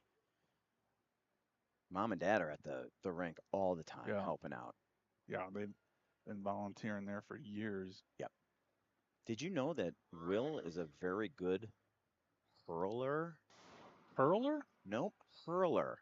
Oh, hurler. Yeah. All right. Let's see what happens here. Okay. Jordan Stoltz and Zach Stoppamore. No, hurling, is in the Irish sport of hurling. There's a hurling club. Wow. Yeah. It's kind of like field hockey. 16-5, 16-8. 5. Oh boy. Okay. Are we gonna see a junior world record? All right, folks. I'm just going to take this Are in, we gonna Matt. see it? I'm just going to soak it up. I'm like, I can't wait for this last lap. Wow. Based on what he did yesterday. 4-5. Okay, he's in first place. 4-5. We know he's got endurance. That's a nice corner. Good pressure all the way through. My word. Over the top? Did we just Yeah. see that? Zach's getting taken over the top, and he went 24-8. Okay. What's the junior world record, Matt? 106.96. And who has it? Oh my gosh. Junior world record. What Half a the second. world Hello. is that? Hello. I almost fell out of my chair. What is that? Half a second, junior world record. Do we have some sort of explosions? Oh my gosh. Throw everything you got out there. Do you got a high five? Wow. Holy smokes, Jordan Stoltz. Hey, would you say Coach Corby's having a good run this week? Hey, what are they doing in Milwaukee? Oh my gosh. What are they doing? Holy And Zach smokes. went 108.4. Hey, how about a second lap? 25.48. Wait, what was the drop? What was his? It's less than a second. He went 4.554. That is insane. All right.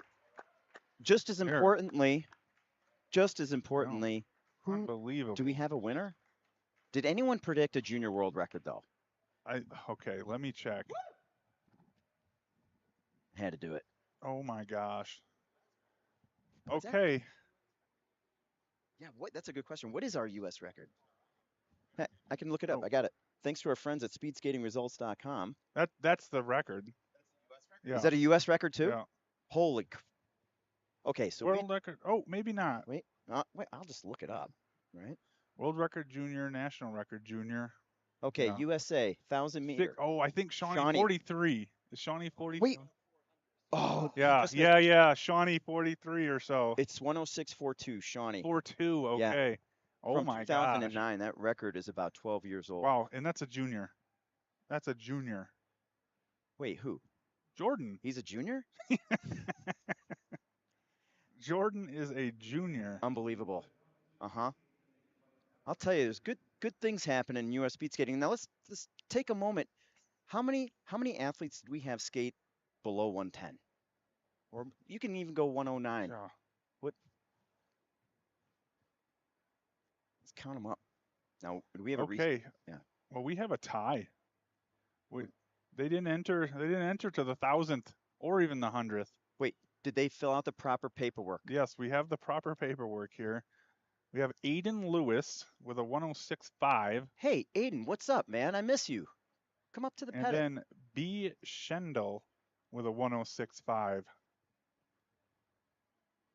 It's good to see Aiden Lewis out there. I will say this. Aiden Lewis, one heck of a skater. Yeah. I love his turns. Aiden, you got some great turns, my man. Did you know that Aiden's working on his pilot's license?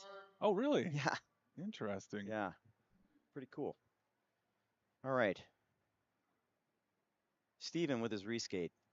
Now, this will be an unofficial time, but at least an opportunity for him to get a time. Now, Right. the thing I'm wondering about is if Steven gets a personal best, will that count? I think I got to talk to our chief Yeah, ref. yeah. Will it count? We'd count it. Okay. Yeah. Yeah, he could use this for qualifying time or whatever. All right. I mean, probably more than anything, it's just for practice and training, but Sure. All right. 2, 3, 4, 5, 6, 7. We had 6 skaters go 109, below 109. really? Yeah.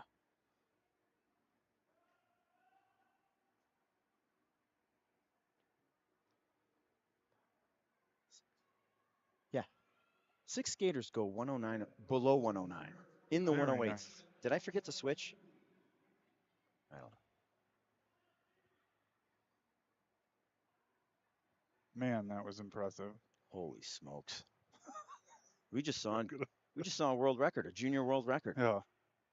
just outside of the US record. Did we throw up a personal best graphic for him?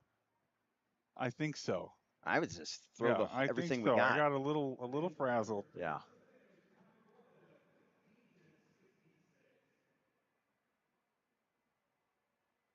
Man, that was fun.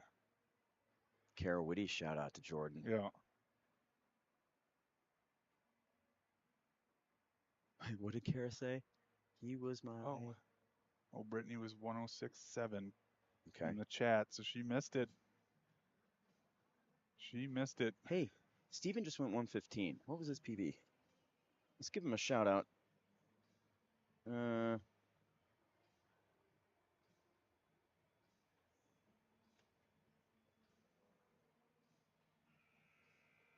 Find him here.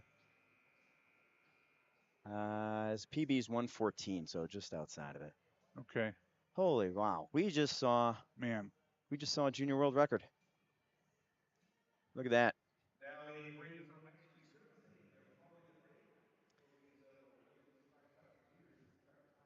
I think Ted Morris, executive director, is pretty happy with that. Yeah, I think right? so. You know? Oh, what fun. Matt? Man, I had a lot of fun watching him last year too. Yeah. And then you kind of think at some point it's got to level out a little bit. St. Robert. Okay. Okay, 11:19. 11:19. The restart time. So did we announce a winner for our Well, we had that tie. So we had a tie between what was it, Aiden Lewis. Okay. And then who B. Schendel. And So I'll send them an email. Maybe. Yeah. I think we can just award the both of them. Well, what did they both guess? 106.5. They both guessed 106.5? Yeah. You know, what would Bob Barker do? Would he allow people to have the same bid? He would not. He'd say, I'm sorry. I know, and I said winning time to the 1,000th, but I'm not going to complain. No.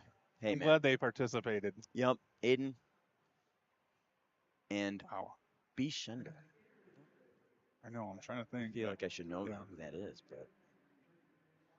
All right, well, back at 11:17, maybe at some point, too, we can get a hold of Jordan or his coach or have a little chat and just, Should we do that? I don't know, soak in those good vibes. Yeah. Yeah. Yeah. Let's do that. Is Jordan skating anymore today, or is he done for the day? No, he's done for the day. Let's let him cool down. Yeah. Let's let him cool down, and we'll go chat him up. I'm with you. Okay, cool.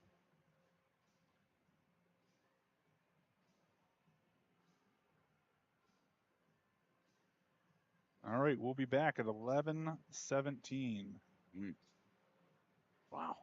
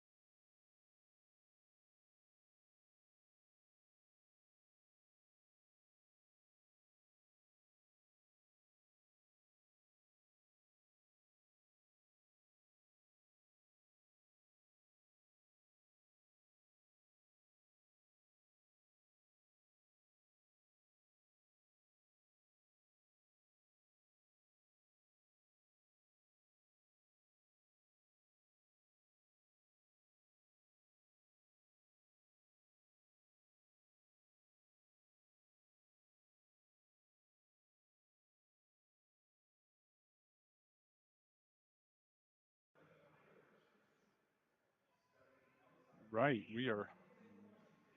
Are we back? We are now back. What a morning of racing. Yeah, that was exciting. Holy Wow. smokes. That was really, really fun. Start. Yeah.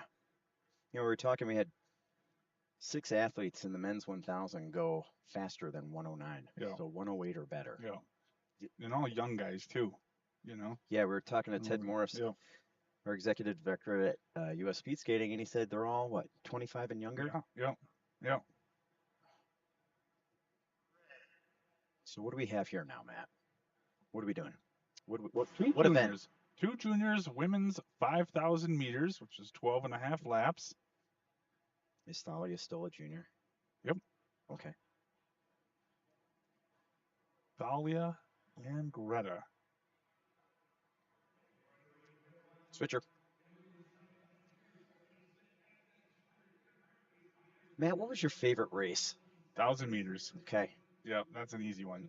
If I asked you and I forgot, because I'm, sometimes I get distracted.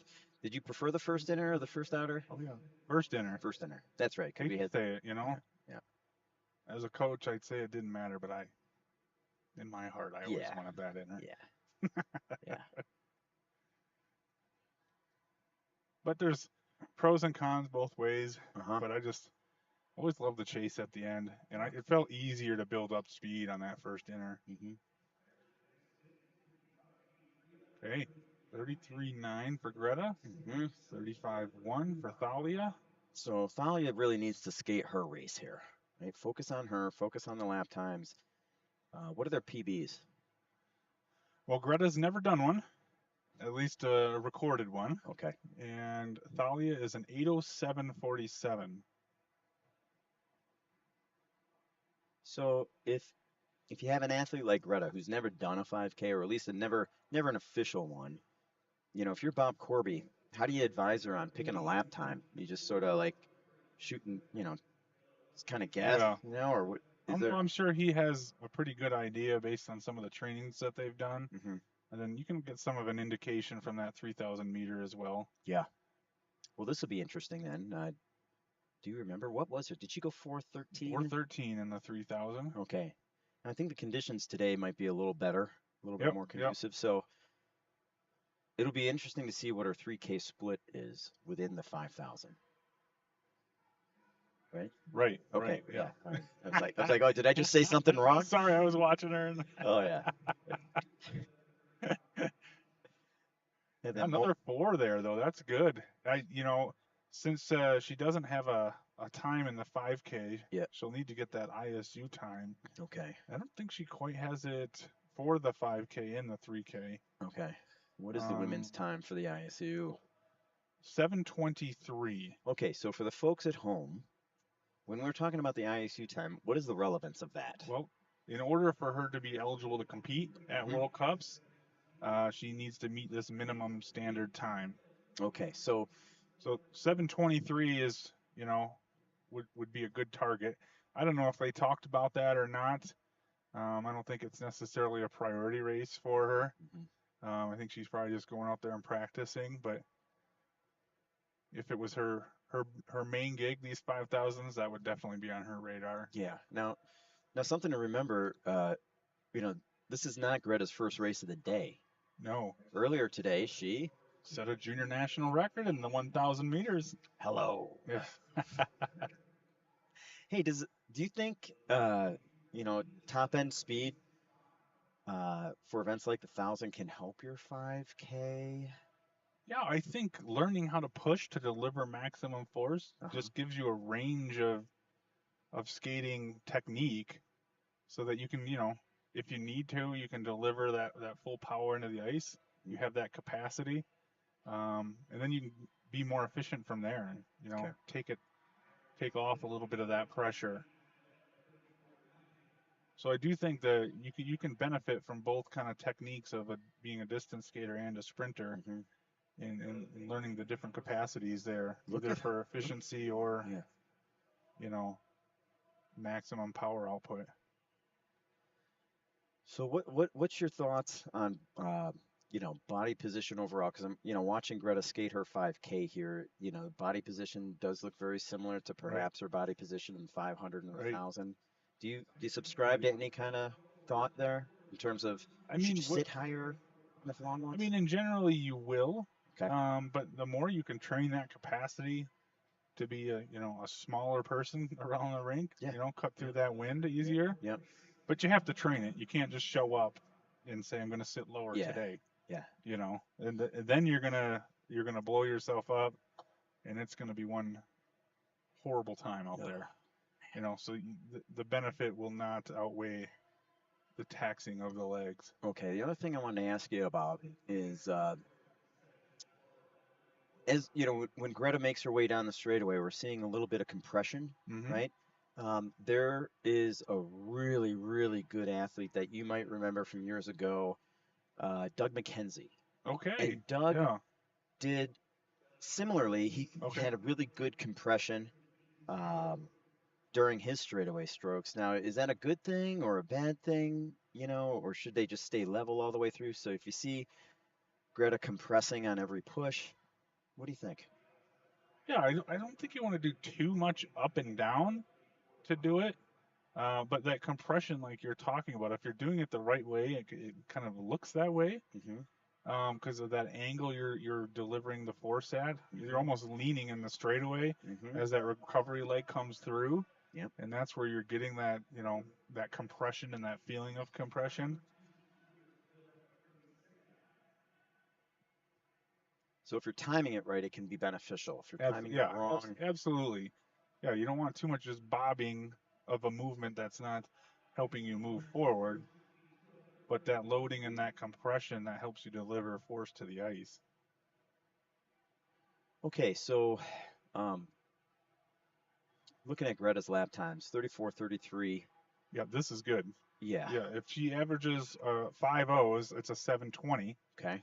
And she's been under that the whole time. And that's assuming you do a 20-second opener. Okay. Okay. But yeah, if she was to average 4.0s, she's at a 7:08. Yep. I feel like, yeah, she's gonna get that ISU time here yeah. Should we take a look? easily. What's the junior national record in the women's 5K? I don't know. All right, let's look at that. It is oh, holy smokes, Kirsten Holm with a 7:14. Kirsten, Really? daughter of Diane so Holm. she's gonna be close to that. Kirsten Holm still has the junior record. Yeah, from what year? Let me take a look here. Wow. Oh shoot, she did it at the Olympics in Nagano. Okay. Where I think where she's are we? just gonna miss it here. I'm a little lost here. I'm trying to find her. There she is. Big personal though. Got Wow. the ISU time. 7:16. What a great race. How much? Well, it was a huge. Like she's never done it. Did we see what her 3K split was within the race? Oh, I didn't notice. No. Hey, let's get another mic in here. We have Chris Needham. Yeah, where is our other mic? I don't know.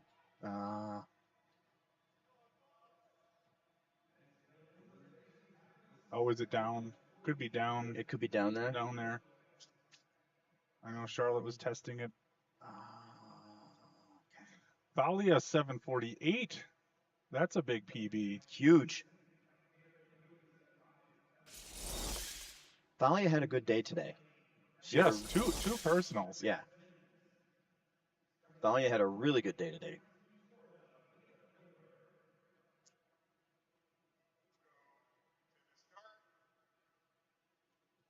You know what I'm going to do?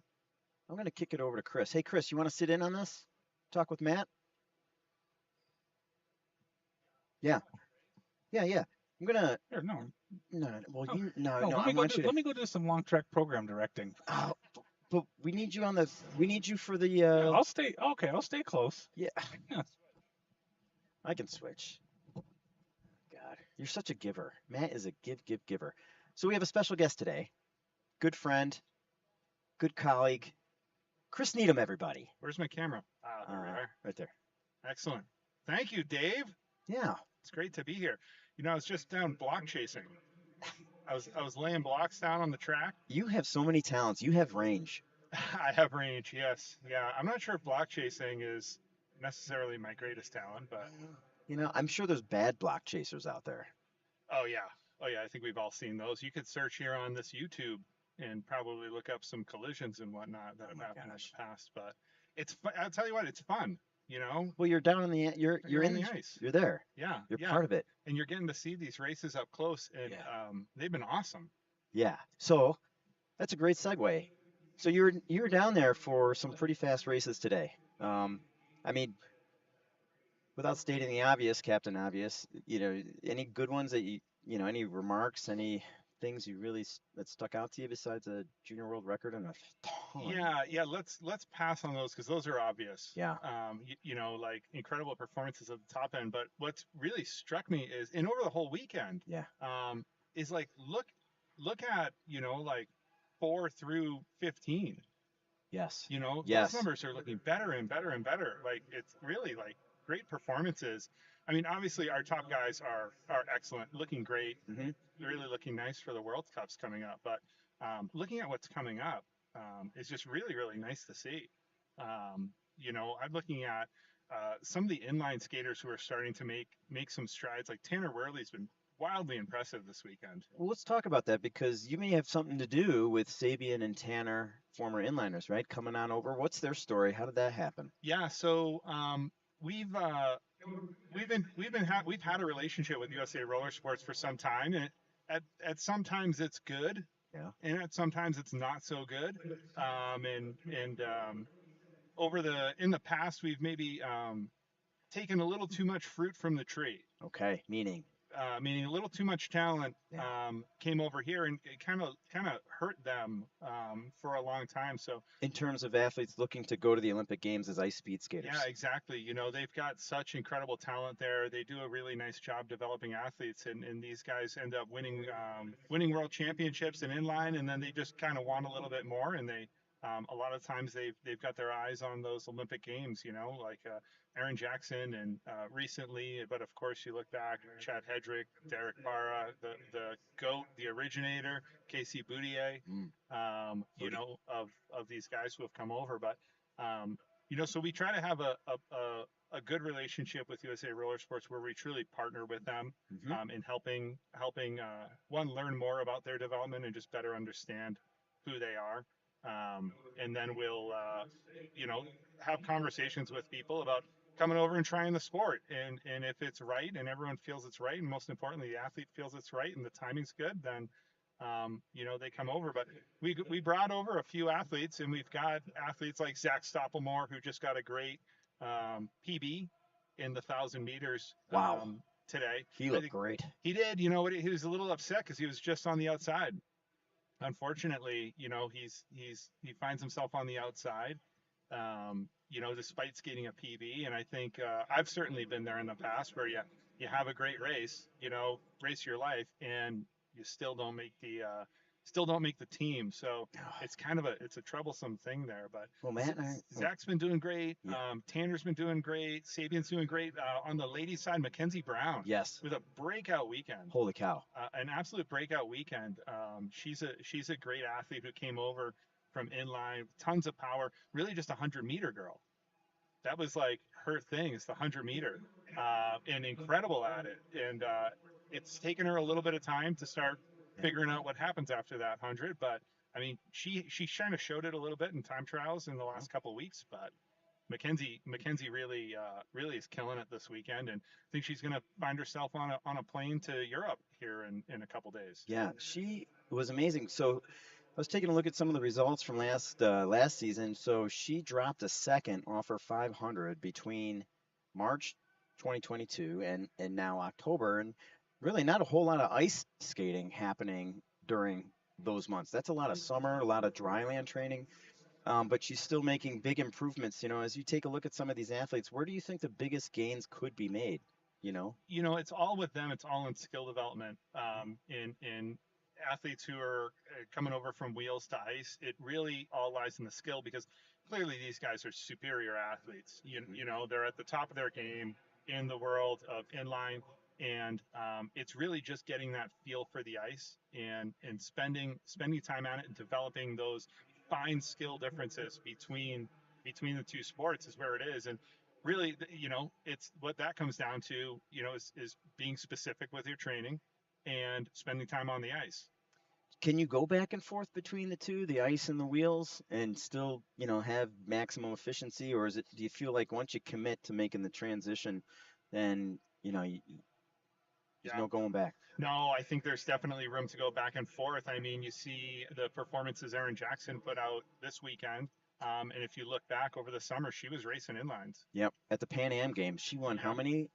Like many events at the Pan Am Yeah, Games. yeah. She just hopped right back out there and did it. And I think if you look at some athletes like Bart Swings, he does a nice job at that.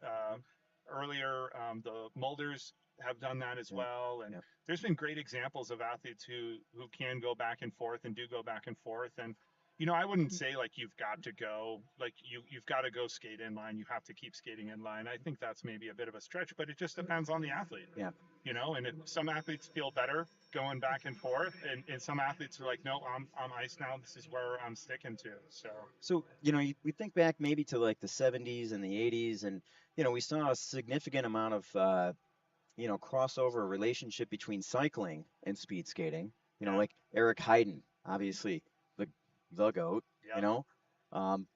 Becoming as part of Team 7-Eleven riding in the Tour de France. And, during those times, there was a lot of conversation around, Yeah. cyclists and speed skating. And now it seems like that's transitioned over to inline. And just real quick, Yeah, Mia Kilbert coming yeah, through.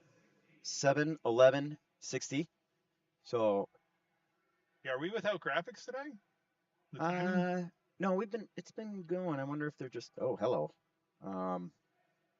The lap times no, they've been rolling. Yeah, we got a comment there from No, sorry, let's call in our tech producer. support. Yeah. Hey, producer. Producer / real host. Do we have times up on here? Did we hit a button? Hold on, we're working on it. Yeah. We're working on it. Thanks, everybody. We hear your comments. Okay. There we go. Sorry about that. Yeah. See, I came in and I screwed it up. No. That's why Matt. Yep. Matt's the master at this. No. And by the way, I want everyone who's on there not to interrupt their conversation because it's great. Yeah. Matt Corman deserves a load of credit for this live stream. Tell us about that. Why is that? Yeah, you should see the console that Dave and I are sitting in front of. It is absolutely incredible. Matt Corman really took the bull by the horns on this one to set up this live stream. And the equipment here, there's lots of knobs, there's lots of buttons, there's lots of wires, and this really all comes down to the effort of Matt Corman. So we really appreciate the work that's gone on. I could never do this. This is absolutely incredible what he's done. He brought in top tier talent to do the color here with him and Mr. Tamburino. Oh. So it's this is really neat and really fun what y'all have been able to do, and I've been following in the comments, and it's great. It's really neat. So hopefully everyone out there is enjoying it too. We've had a few people ask like, hey, is there any way that you could do this in Milwaukee in January for U.S. championships? Yeah, we got to talk to tech support, see if he can pull it off. I know. I was thinking that earlier. Like, boy, I wonder if we could do this. But also, I think this is like such a proof of concept for us in what's possible, and to put more effort into this and get speed skating just out there streaming more. Such good opportunities. Well, so you mentioned that proof of concept because we've not done this before. Not to this, we've fiddled around with live streams in the past, but not to this. This is like he kind of tested it a little bit for short track trials. Was it just one camera? I think they had a 3-camera rig going for that one. Okay. But also I think they were tapping into the cameras that they use for instant replay as well. Okay. So here we don't have instant replay, so we've got to recruit camera people. We've got to recruit everyone that we need behind the scenes to make this happen. And a lot of those people, if we rolled credits on this, I mean, Matt would be like executive producer, director, key grip, best boy, like all of the IT support, lighting, everything. He would be everything on this. Matt had a vision and he just made it happen. Yeah. In terms of top tier talent, and from a camera operator standpoint, we have a couple of young prodigious camera operators. That's right. Matt's kids. Yeah, Matt's kids. And I don't know if y'all noticed, not to throw the US Speed Skating staff under the bus who was operating on Friday, but I feel like Saturday, or sorry, on Thursday. Yeah. But I feel like Friday and Saturday so far, the camera work's been better as we take a look at little behind the scenes action on the coaches on the backstretch, strategizing, maybe talking a little trash to each other as well. We got Ryan, Mitch, and Gabe back there right now. But no, I mean they're everything's coming along great, but this doesn't come together without volunteers like Matt's kids and the extraordinary effort put forth by Matt to make this happen. So, well, otherwise, we're talking about how great speedskatingresults.com is and how that's helped kind of transform it. And something I learned over the last couple of days is speedskatingresults.com. It's not just a place that's used for sort of a repository of data and times. It's used to help do draws. Mm-hmm. It's helped for a variety of things. Yeah, I mean that's the gold standard for reference around the world, and from that database of information that he's put together, you can do so much with it in terms of like organizing competitions and whatnot. But think of like research as well that can be done into times in truly global times. I mean, sometimes I hop on there on a Monday morning, as I think a lot of people do, or a Saturday afternoon, to see what went down for TTs that weekend. Yeah. And you see where these times are coming in from, and it's like they got a rink there, right? It's absolutely incredible the reach that speedskatingresults.com has, and we're so incredibly lucky to have him. He's sitting just right a couple of feet down from us. Yeah, right there. Founder and CEO, and he's really the world of speed skating owes him. He's really helped us a lot. So we'll see where this goes. I mean, hopefully we'll do more live streams. I mean, otherwise, like we were saying before, otherwise a lot of our friends and family who have either relatives or friends that are competing this week, it's giving an opportunity for them to actually see their son or daughter race or family friend. And otherwise, you're just looking at a name and a time. Yeah, exactly. Watching the live feature on speedskatingresults.com, or waiting for that phone call or text message of joy or sorrow to come through from your child who you're not able to watch race. And this is hopefully everyone out there and the parents and fans are enjoying that and appreciating that. And we like we said, we want to do this more in the future. Who's waving? Oh, that's Gabe. It's like Gabe. Our Gabe Gerard, Gabe's looking for a shout out head right coach now. Yeah. Getting ready. I mean, this is his the 10Ks. I haven't seen. You got to start list. Yeah. We do. We need our producer to help pull up our pair sheet. But Monsieur Gerard with the strong mustache down there, our friend from Quebec. Yep. So we got Victor and Oki, is it? Yeah. Okay is Dylan. Yep. Dylan and Kellen. Yeah, love. Great pair, great matchup. Kellen Dunphy, great skater there. And then we're wrapping it up the monsters, Ethan and Casey. So it's going to be great. It's been a great weekend. Like I said, I'm so impressed with the talent that we've got coming up behind, obviously, the top tier guys. And I think yesterday in the 1500, it was 13 men under 150, which, in some countries that may not be a big deal, but, in the United States to start stacking some talent up there like that. Yep. And also knowing that a lot of that talent is not at their peak. A lot of those kids are continuing to improve every time they touch the ice. They're getting better. So, well, one of the things we were talking with Ted during one of the breaks after the men's 1000, and we were talking about how we had 6 athletes skate below 109 today. 6 athletes skate 108 or better, and so here you are, you skate a 108, and you may not be traveling. Yeah. And the thing that Ted kind of brought to our attention and reminded us that they're 25 years old or younger. Yeah. A lot of them. and that's really the nice thing, and to see that it's not just, I know we were chatting about inline athletes earlier, but it's not just inline athletes that we're seeing. We're seeing a lot of like homegrown that started in one of our wonderful clubs, develop their skills there, and then have slowly work their way up the chain, and are just skating incredible right now. Well, and one of the things we're trying to do is highlight the clubs that some of these athletes here are younger development athletes, and highlight the clubs that where they're from. And a lot of them are from clubs where may not necessarily be the first place that jumps out of your mind because there's no long track there, right? Yeah. One that stands out to me there is Connor McDermott Mostowi. Yes. Coming from the Nate Mills's program, I believe, out in DC, the DC Ice, which is a DC-based program that helps kids from the city learn how to skate, get exposed to a sport that they wouldn't normally be a part of. And do you actually know what DC Ice stands for? This is a trivia question for everyone out there. Goodness gracious. Well, I'll just say no. I'll bite. Yeah, so it's DC Ice is an acronym for Inner City Excellence.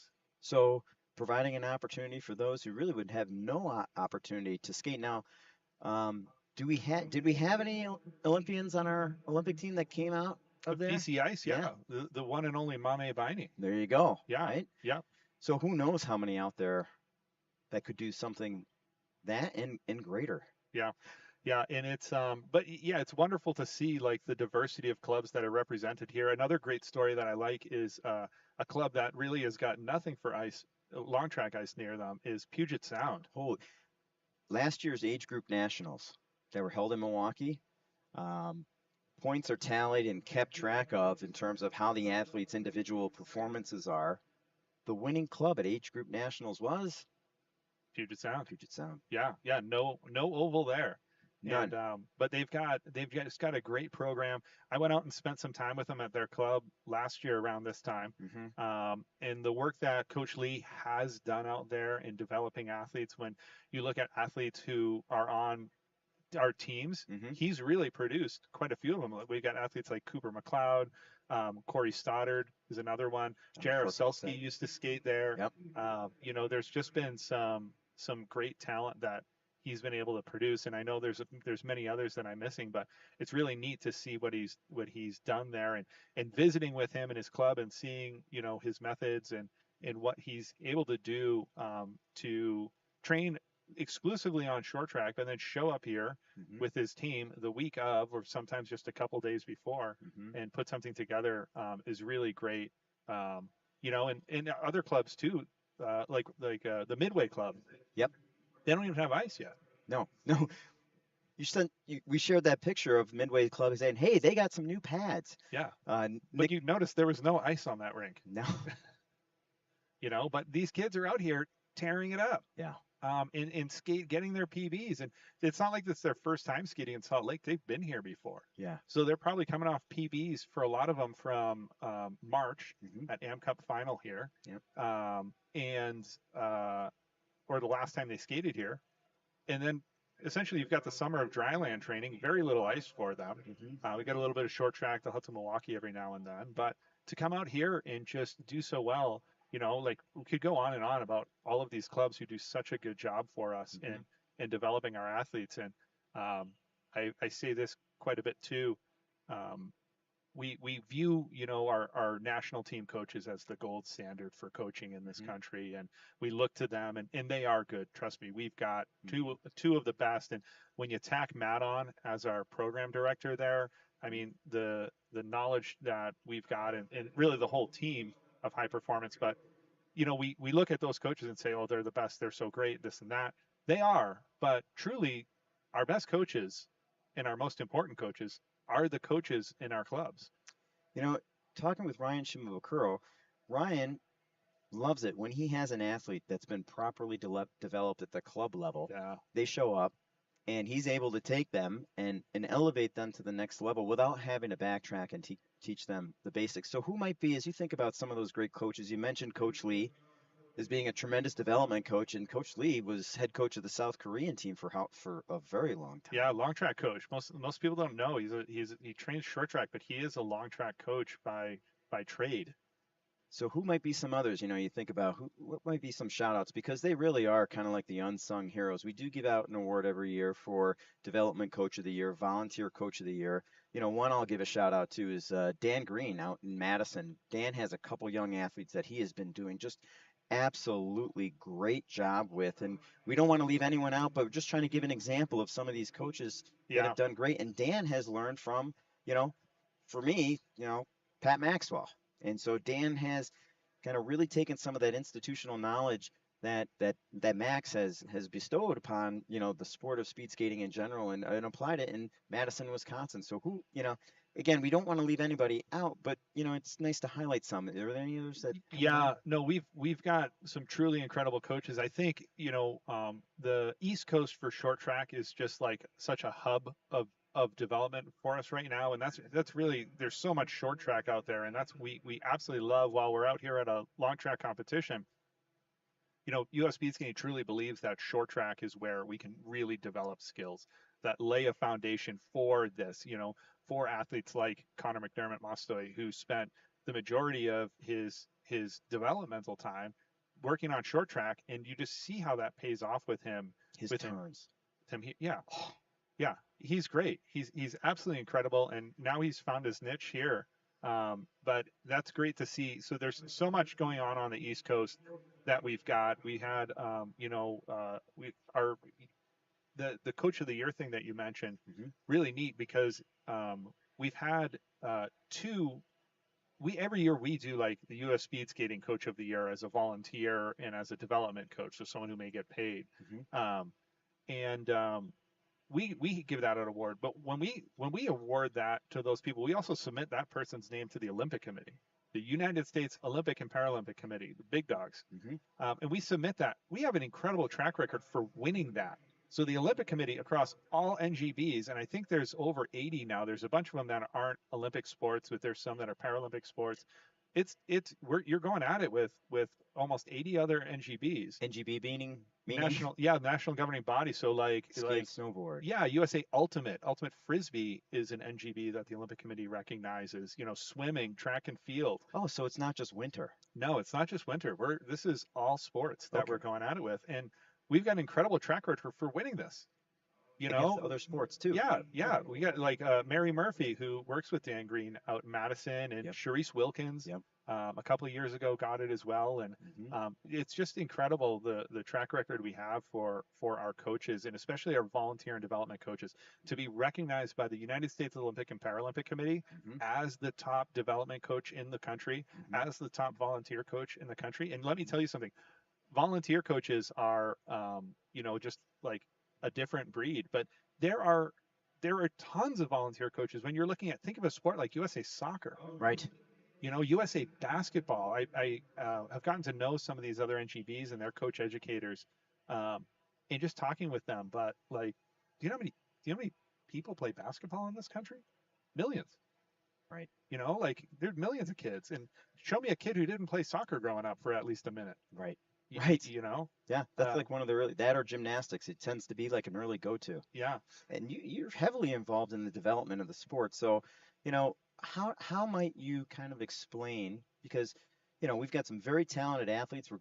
Our depth is very good now in some of these events, but how do you explain a country like the United States who, historically maybe, a little thinner in terms of the amount of speed skaters that are competing here, and we're competing against the Netherlands and China and Japan, and think about all these other countries where there's so many more speed skaters, yet somehow speed skating here in the U.S. has won more Winter Olympic medals than any other I sport. think just about anyone else. I don't know. Yeah. Skiing may have gotten us because they've got Okay.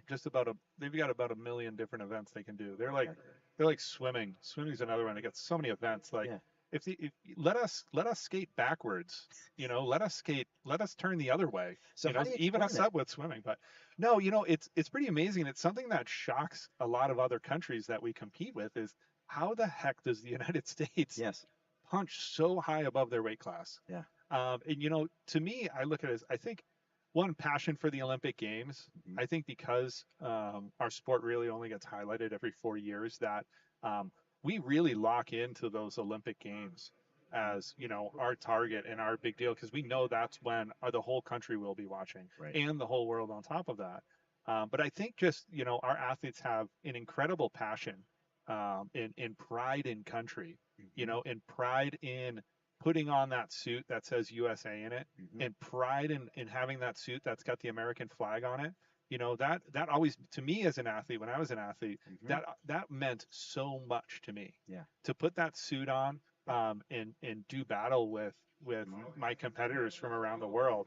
And not to say that other countries don't have pride, but I think that's one of the things that powers a lot of our athletes. And maybe the feeling of, I don't say being the underdog, because we've got just incredible talent who can dominate out there, but just that feeling of knowing that we are a sport that's got around average 2,000 members, including coaches, officials, moms, dads who are fans.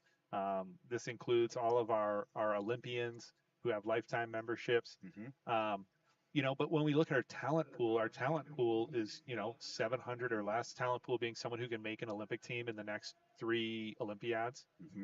Looking at that, and it's incredible what we can do with that. And you compare that 700 to a country like the Netherlands, whose KNSB's membership is probably more around 40,000. Oh.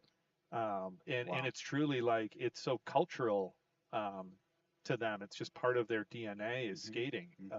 Whereas here, recruiting people and getting people into the sport is a little more complicated, but it's a testament, the fact that we can do so well is a testament to our development pathway and our developmental pipeline. And like I said, going back to the people who lay the foundation for these athletes that we're watching right now, as we're watching a Dutch skater go at it in this 10K. But the fact that all the athletes who are here competing had a foundation laid for them earlier in their career of sport that set them up for the success that they're seeing right now. Yeah. And that's a big thing that I think we in the United States do really well. Yeah. I think another thing too, it's forced us to be very innovative. You have to be creative. You have to be innovative. I mean, certainly not on the actual like teaching someone to push to the side, but an example of innovation, we're talking about Matt and the development of this live stream. We didn't have this, right? Like everything that the folks are seeing in terms of, the cameras and the headsets and the mics, like this was part of Matt's vision to kind of like do something to help, who knows where this is going to lead to, right? But that's just one example of innovation. Maybe on the actual athlete physical development side, Dr. Carl Foster, who recently received a very big award from U.S. Speed Skating at our USS Congress. That's right. I'm not sure if it was like a Lifetime Achievement Award Hall or of Fame. Hall of Fame. Yeah, right? Yeah, we put Carl in. Carl's in the U.S. Speed Skating Hall of Fame, but rightfully his contributions. We were so lucky to have Carl from a physiological standpoint, and just the knowledge that he's been able to pass on to U.S. speed skating over the years. And there's truly, whether a coach knows it or not, there's probably not a speed skating coach in the world whose training programs and training philosophy isn't impacted in some way by the work of Dr. Carl Foster. And you would know from personal experience as a coach, as an athlete, and your wife Carrie. Yeah. My wife Carrie was lucky enough to she went and got her master's degree at University of La Crosse, Wisconsin, and she was blessed to be able to call Carl her mentor. And now she's since taken over the reins a little bit and is working a lot with our national team and on some projects that they've got going on that we won't get too into. Specific. Yeah, we won't get too specific, but it's just the team here and the growth mindset that our team has, and I think speed skaters in the United States have as a whole, to constantly looking for that innovation and looking for and asking questions, even if we think we know the answer to a question. Let's dig a little bit deeper. This has been the answer to that question for 10 years.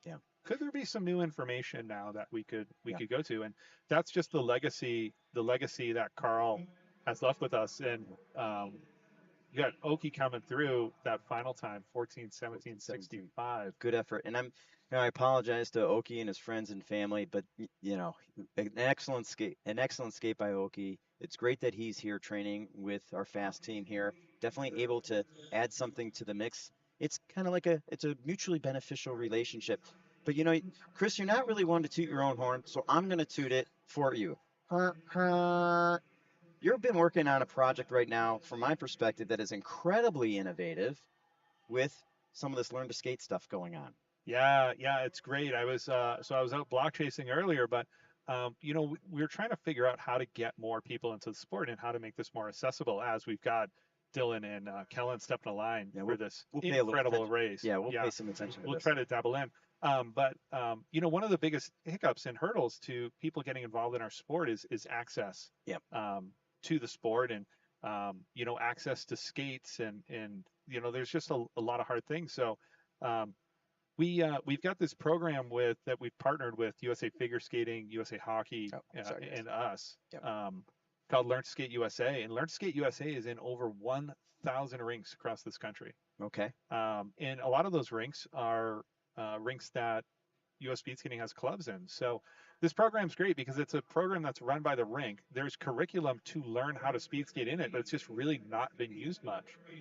So we said, hey, look, we've got the curriculum. Mm-hmm. We've got the facilities who have this. We did an overlay of where our clubs are located and where these are located, and we found over 40 matches where one of our clubs operates in a Learn to Skate USA facility. So we said, hey, we got an opportunity here.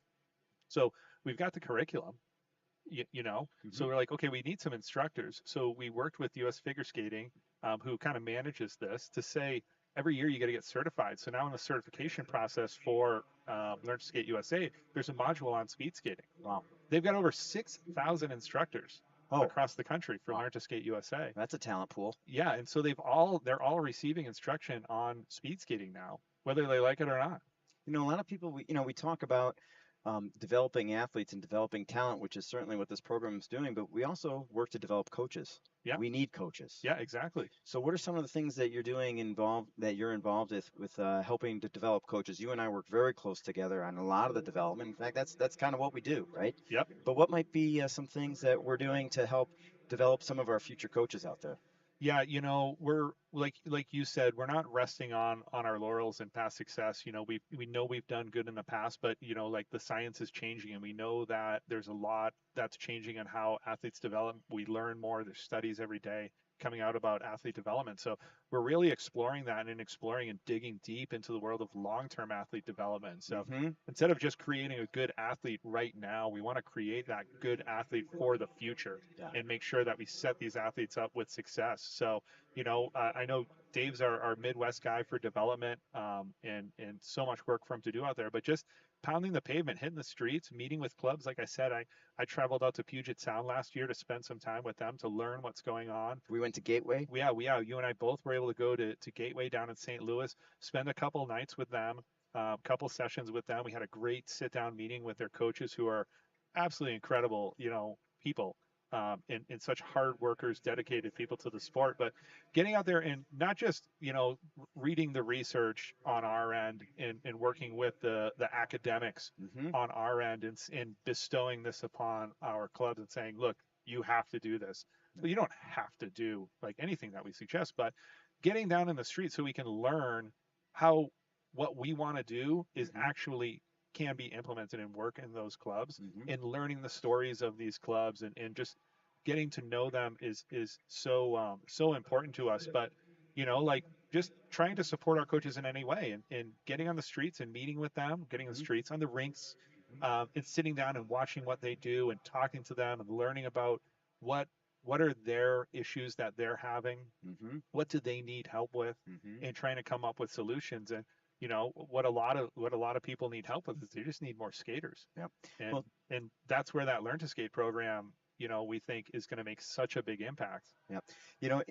Speaking of long-term athlete development, multi-sport athletes, let's bring it back to this race here. We have Kellen Dunphy and we have Dylan Woodbury. Now, some folks out there may not necessarily know the very unique story about Kellen Dunphy, but it's not too unlike, your Aaron Jacksons, your Brittany Bowes, your Casey Boutiers. And you probably have a feeling of where I'm going with this. Do you want to, and I promise you folks, we'll get a little footage on Dylan as well too. Both of them are just throwing down a nice race here, but tell us a little bit about Kellen and, what's his story and how is that relevant to what we're talking about right Yeah. now? Well, first of all, Kellen he came to us as an incredible endurance athlete, and was a cross country skier. Yep, collegiate cross country skier. Yeah. But just came to us with a massive, massive engine.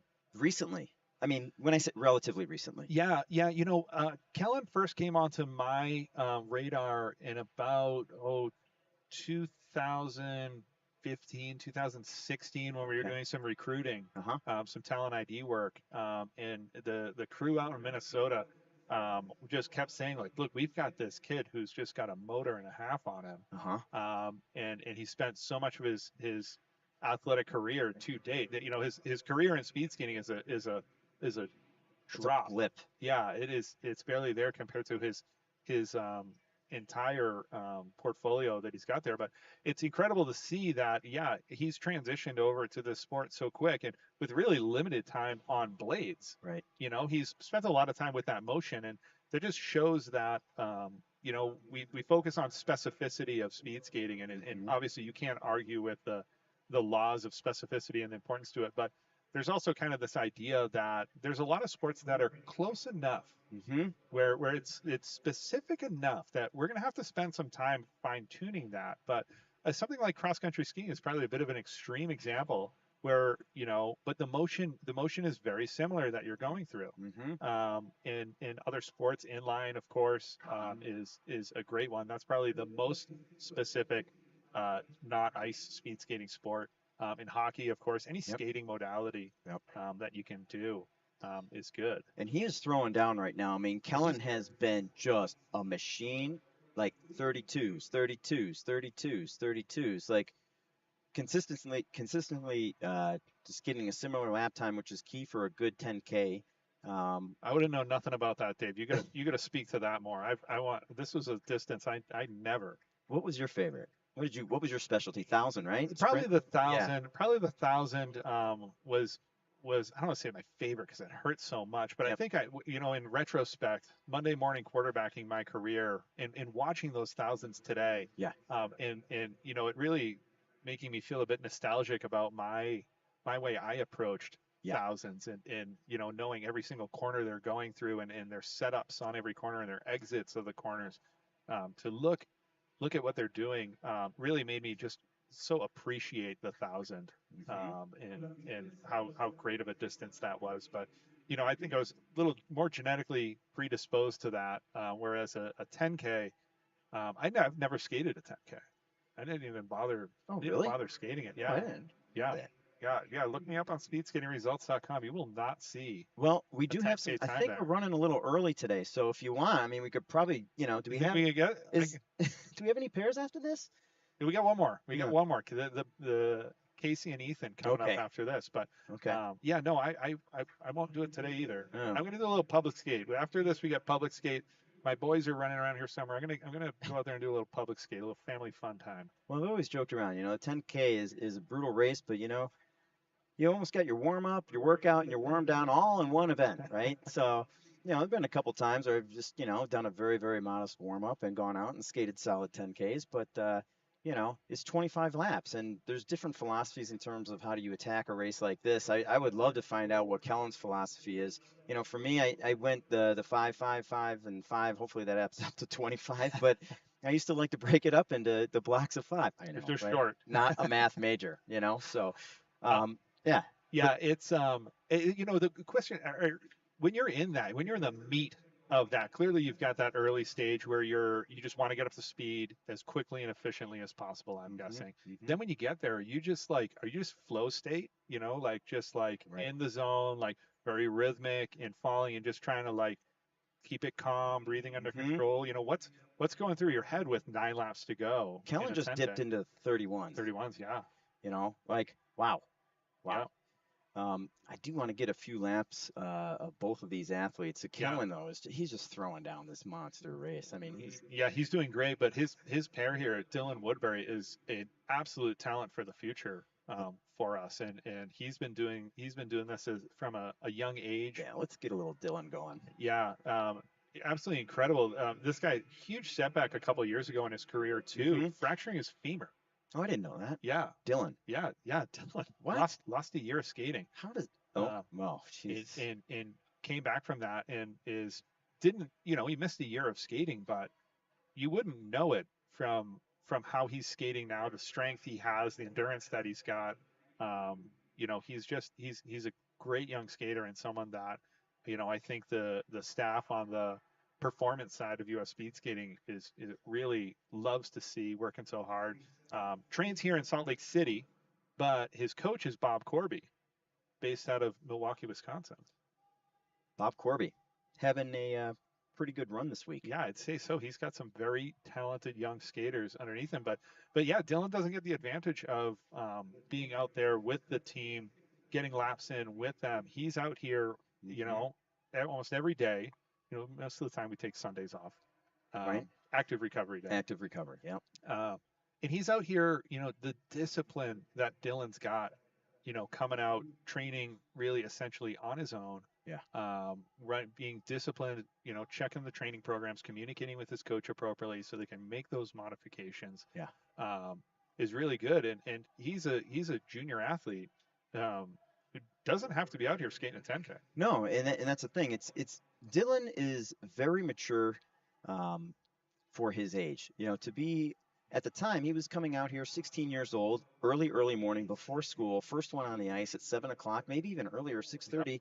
doing workouts entirely on his own, and then when his coaching staff would show up, of course they give him the care that he needs, but like a very, very high level of maturity. Sorry, folks, I'm trying to work the switcher here. I'm doing a very mediocre job at best, but I want to make sure that we get some love over to Dylan and show some of his race. The great thing is some of these athletes have been using some of this live stream footage to analyze their race when they may not necessarily have that. Yeah, exactly. That's another thing. The national team generally has, a staff member who's down in the corner with a camcorder who's recording every single one of their races. But, these younger skaters and developing skaters don't necessarily always have that. So, we hope that they go back and watch these races and are able to kind of see and gain some insight and break it down, how their races went, how their weekend went, that they can pull some knowledge out of that they can move forward with and use in the future.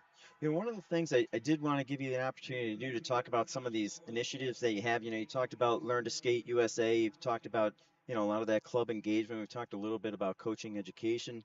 There's an initiative that you've developed that, my son George took part in and absolutely loved it, and it is called the Future of Speed. Yeah. So Yeah. So talk, if you don't mind, and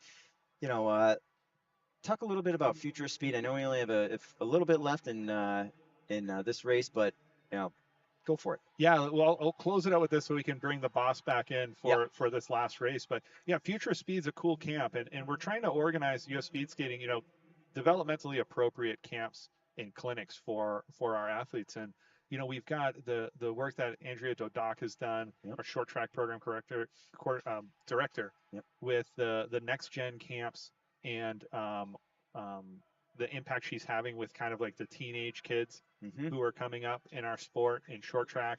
And then we've got our junior Devo camps, which is kind of like the next step up from that we've got in long track and in short track. Yep. But we really have nothing for those youngest of kids. And we always, with those youngest of kids, the kids, 10, 12 and under, Yep. they generally, their training is just kind of like, just go along with everyone else who's older than you. And we started this camp, it was just for kids 12 and under, and those who are beginning. And it's a camp that focuses first and foremost on fun. It focuses on, everything we do, we want to make fun. The two rules that we lay out to the kids before the camp are, one, keep it fun, and two, work hard. Right. And the camps focus on what those kids need, which is really heavily focused in skill development and giving them that foundation. Here, as we cross the line, Kellen. Real quick, Kellen just skated a 13:39. Yeah, that's quick. Yeah, he just, my personal best, I know it's a Well, while ago. He just 14:12 for me. And last lap 34:1, just outside of the 33s that he spent. Dylan, so much time. 14:02. Yeah. Great job, Dylan. Awesome. Yeah, this is laborious, but yeah, the camp's great. It's really developed. It focuses on what these kids need at that age. and giving them something special. We called it the Future Speed because we think that's really an appropriately named camp. And we did 2 last year, one during long track age group nationals, one during short track age group nationals. This summer we did one um, in DC with the UCB United Mm-hmm. Capital Blades Club. That went great. We're going to do another one this winter here in Salt Lake City. Oh, Long track age group nationals. We'll do Yep. another one, and then we're going to do one at the end of that month in March at Milwaukee at the Pettit Center Mm-hmm. for short track age group nationals. So I'm these, happy to help. yes, I'm yeah, in the I'm going to area. need you. But the fun thing that we have about that camp is it's for the kids, and we're doing this camp specially designed for this like truly incredibly important age group in our sport where we want to retain kids for as long as we can. But at the same time, we always recruit coaches in to participate in it with us so that coaches can kind of learn some of these new thoughts and philosophies that we're trying to push. So it's great. Keep an eye out. We're probably going to open up registration Okay. for the long track one. Come around the holidays into December, we'll open up registration. But it's a great event. We usually we've sold them out. We try to limit the amount of attendees just because we want quality to be really high. So Mhm. keep an eye out. Keep an eye on Member News. Member News will be where we'll announce it when it's going to go live. And yeah, we look forward to seeing this group out. I have a ton of fun with it. Yeah. I don't, Dave was You're a natural. Dave helped us out so much with it last time, but it's so much fun. It's one of those things that you're not really working.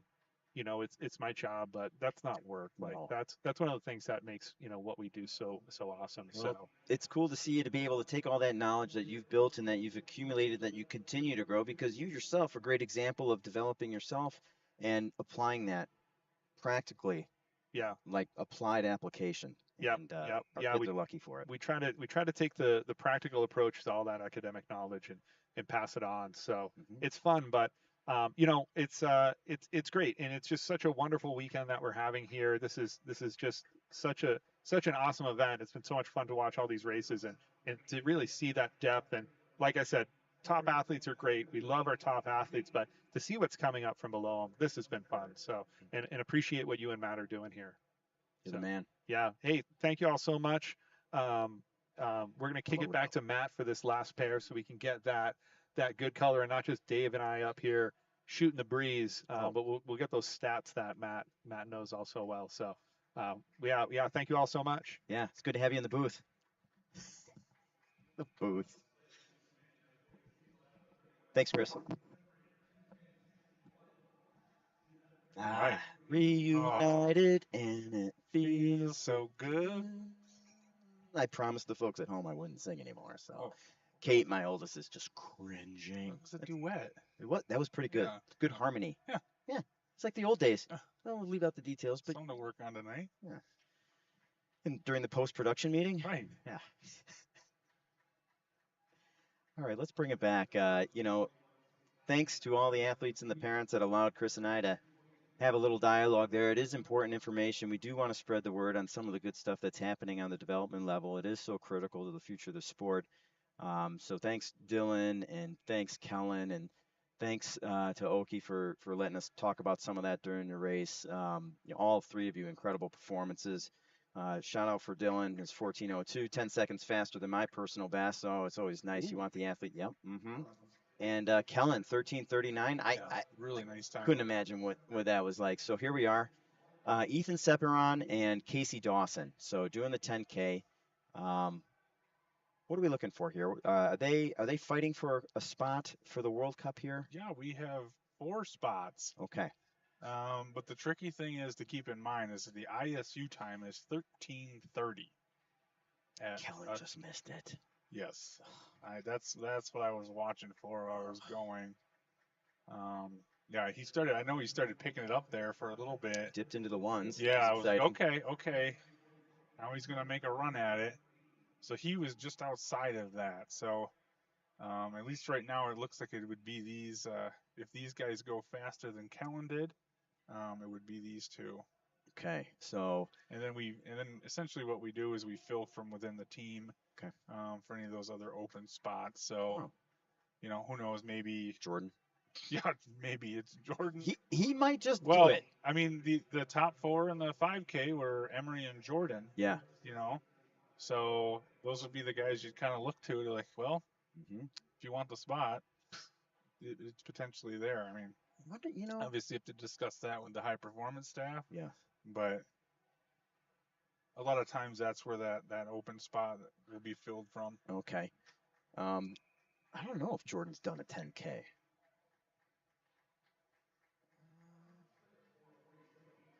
To go to speedskatingresults.com, take a look. Let me do that real quick, folks.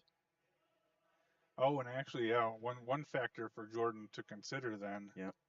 is he needs a 6:28 or under in the 5K Okay. in order to do the 10K at the World Cups. Okay. So he did a So 6:33 yeah, as a so PB. he doesn't have that, and I don't believe he's gone under 13:30. So he's never done one. okay, so he hasn't done one. So No. yeah, he wouldn't have an ISU qualification time Okay. right now. All right. And that's great for the folks at home to know because, Yeah, you know, as they're taking a look at, you know, the results from the ISU World Cup series and saying, well, how come? yeah, Well, you know, that ISU qualifying time is a big deal. And, you know, 13:30, that's nothing to sneeze at. no, that's respectable. Yeah.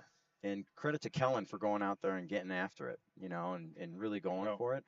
I have a feeling that Kellen Dunphy is just scratching the surface in terms of what he's capable of. You know, Chris was talking about when he first started working with Kellen or became engaged. It was sort of like, I think maybe 2016 or something like that. So, Okay. you know, we'll see where that goes for him. I'm very optimistic. It's obviously is a great race for him. But in the meantime, you know, we have, you know, a couple of Olympic medalists right now skating around. Right. Yeah. Bronze medalists in the team pursuit. Boy, that was fun to see. Well, you were there. Yeah. You were Yeah. there in the That was bubble. an emotional roller coaster there. Yeah. You know, having set the world record early in the year, we were really hoping for that gold. Those Russians got us in the semifinal by just a few hundredths of a second. Oh my gosh. Kind of came out of nowhere. I mean, we skated an incredible race, so Uh-huh. I didn't feel like we could have done any more, but just barely got nipped by them in that semifinal. But hey, how about So then we had to go against the Dutch. right? Like, So that was kind of, you know, the sweet part of it was to go head to head with the Dutch and take yeah, that medal yeah. in the team pursuit. Well, it's really interesting. You know, team pursuit is an opportunity, right? You know, we look at the Absolutely. mass start and you know with Ethan and Casey and Joe and Emery, right? Right. Really helping to continue to put us on the map for that team pursuit. You know, it's great for the younger athletes to see that, Right. right? You know, we were talking with Gabe Gerard, our head coach for distance on the NTP, who's actually out there. These two athletes, coaches, and talking about the mass start and how do we let people know, like Right. mass start, that's a legit event, Right. right? Right. That's a medal. It's not something that you just do because, you know, maybe you're not as strong in the 500 or the Right. 5,000 or whatever. It's a real medal, and Right. that's an opportunity that if we get some of these athletes to remember that and think about it, you know, that can also strengthen us in the future. And it's great to have athletes like Joe Mantilla. I mean, how many world championships on the ice has Joe won in the mass start? Three world championships. Yeah. Yeah. Yeah. The other nice thing about that too is we sent 12 to the Olympic Games, and 6 of them have medals now. Now, I'm not a math major, Matt, but that's half the team. We're talking 50%. Mm-hmm. So I mean, that's just great for these guys, their hometowns, their clubs, their families that have put so much work into it to get them to that point to just have that recognition. It's not just a job, it's an adventure.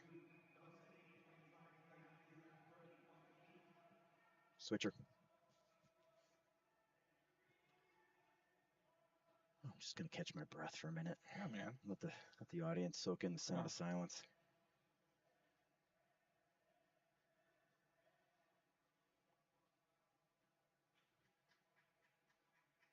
I don't think I can be quiet anymore. That's about it. That's about all I got in me, folks. You know, 20 Yeah, seconds. I was counting one Mississippi there in my head. All right, Dawson starting to hit some 30s. Wow. 30.5 there. Mm-hmm. This guy's got an engine. Now he, really interesting. Out of Park City, and trying to remember, is it Catherine Rainey Norman who was one of the Right, right. early coaches up Yep, there? he was one of the coaches in the club there. Started with Casey. Uh-huh. So that's a nice first coach to have, an American record holder in the 3,000 and 5,000. How many Olympics? I mean, I don't think I have enough fingers on this hand to count No. how many. I mean, What was it, 4 or 5? I don't know. well, your teammates in '98. I'm pretty sure she was there in Yeah, '98. 98, You know, 2002, 2006, 2010. So 4. 4. Oh, all right. Well, I guess you can fit it on one hand, Yeah, unless you're a high school shop teacher. right.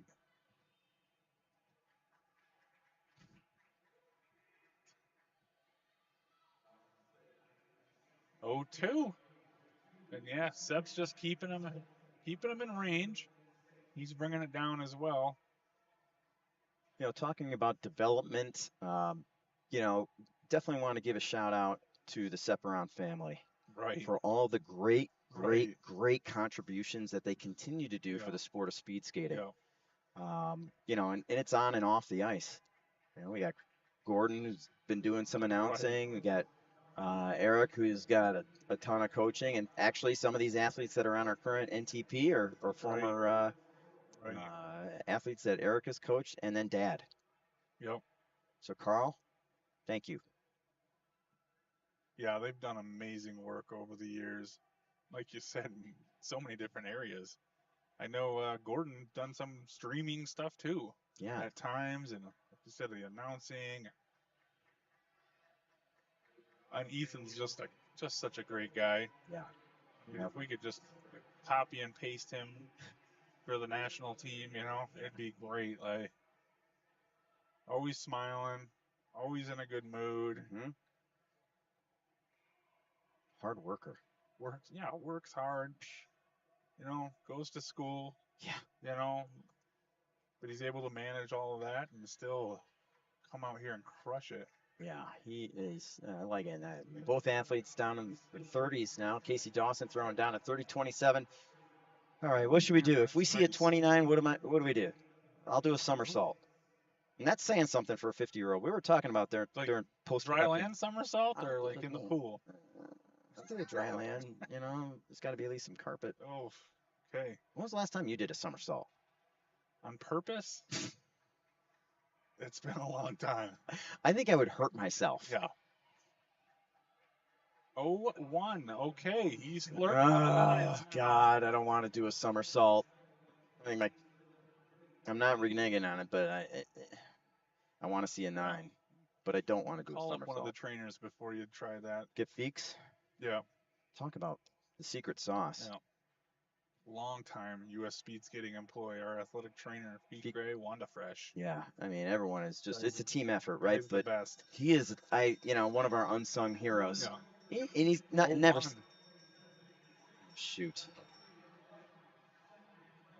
God, if he ends this on a 29. Yeah, so he is looking like he's going to get a personal here. Holy smokes. Under 13 minutes. So let's remind everyone what the ISU qualifying time. Not like this is going to be an issue, but ISU 13:30. Okay, and they're probably going to come in well under that. If he does a 29, I'd be very happy for him, but very sad for my lower lumbar region. Oh, thank God. There it is. Okay. Great job, gentlemen. Thank you. 2 personal bests there. Wow. Very nice. Yeah, that was great. Here we go. Yeah, October too.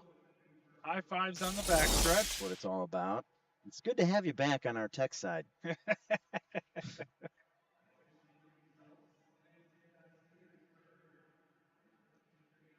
Hello from Germany in the chat box. I gotta admit, I've been delinquent in recognizing our friends in the chat box. Oh yeah, Levi asks, is the rink mic'd up? Any way to hear the oval coaches? So for us, it's a stacking process, to use an athlete development term or a teaching term, walking before you run. But Matt, during, I don't know if it was pre-production or post-production, it's all kind of blending together right now. We did kind of think of a strategy for doing that. Yeah, we've talked about that. Hopefully we can figure something out. Turns out they're not playing music in here. That was one of the fears. Yeah. Was if we're playing copyrighted music in the background, that our stream would get shut down. I know.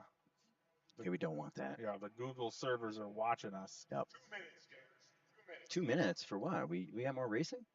We have an out of competition 10,000 meter. Oh my goodness. You're not talking about Tommy Fitzgerald. Yes, we are. Oh my God, I'm Yeah. a fan. And Eder. Yep, and Eder. Eder is someone. These are two great athletes that you're, again, not to say it again and again, but like it's hard not to cheer for them. How Right. couldn't you? How just two great guys. Look at that. There's Coach Gabe. Yep. Ethan. He's smiling. I can tell you, Should be. I've never smiled after a 10K. 13. Oh, official time, I think 13:02.94 for him. What is our U.S. record in the 10K? Yeah, it's Chad Hedrick. Oh, the machine. Yeah. What was his nickname? Terminator? I don't think so.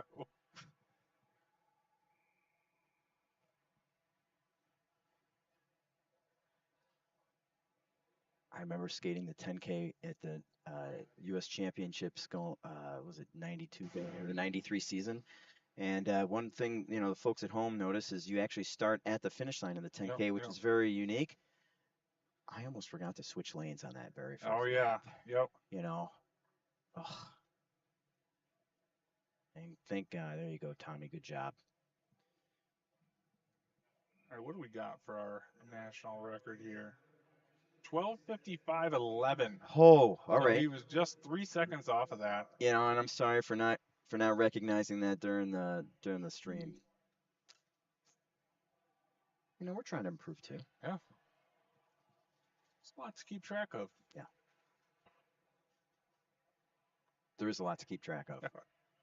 And we got to manage the folks back in the truck. Yep.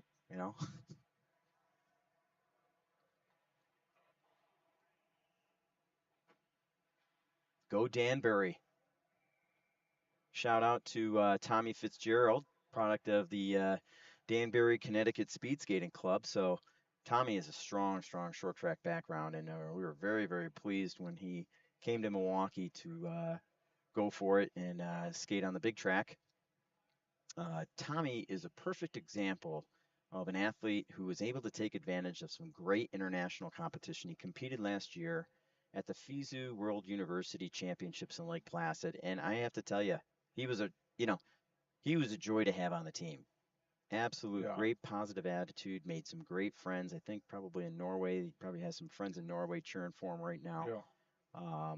And so it was a great opportunity for athletes like Tommy that are developing, up and coming. A lot of people don't remember that Tommy's not, I don't think he's even 21 years old. I think he's still 20. Oh, yeah, he's young. Yeah, and while Tommy did not qualify for maybe a World Cup team or a World Championship team last season, no doubt in my mind that there will be a day that he does. The FISU Championships were a great opportunity for him to get some valuable international competition.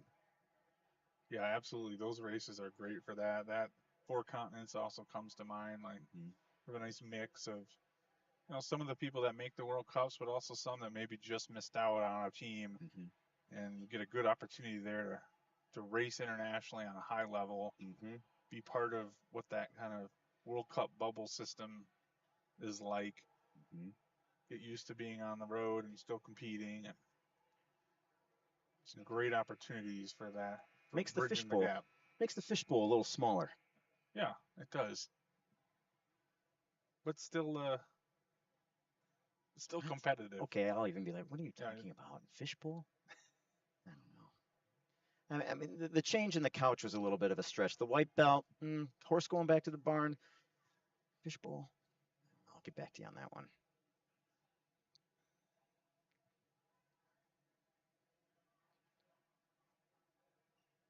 What kind of lap times are we looking at here? 3/8. Threes, yeah, 3s and 5s.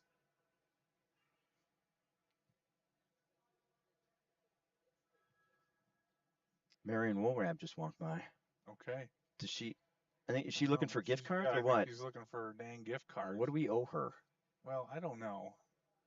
I got to review the stream. Yeah. Check the forms. Okay. Make sure that she was within the deadline. Should we have her come by? Should we have a gift card conversation? Yeah. I would rather not invite that. I just don't want any controversies. No, I know. Let's keep.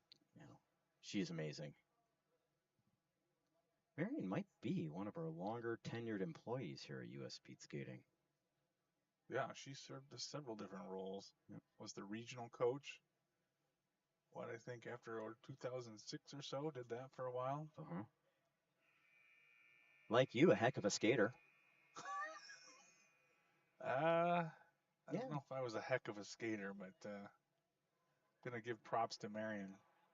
She's on German national team as a junior, and then competed in some World Cups. Yeah. Um, 02 Olympics.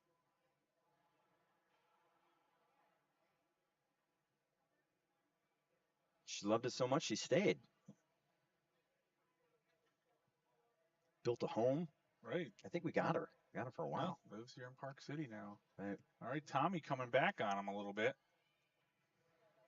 A little bit of a battle. Eder, demonstrating a little bit of an unconventional 2 arms on the back in the turn, almost marathonic. I think I just made up a new word. Marathonic. Yeah, Chris Jamur in the chat. That's what we've been talking about. What's that? Because for most contests, I don't think Marion would be able to compete as an employee of USS. Valid Yeah. point. Got an employee and some potential rules violations. Okay, we will, want to maintain a high standard of ethical standard.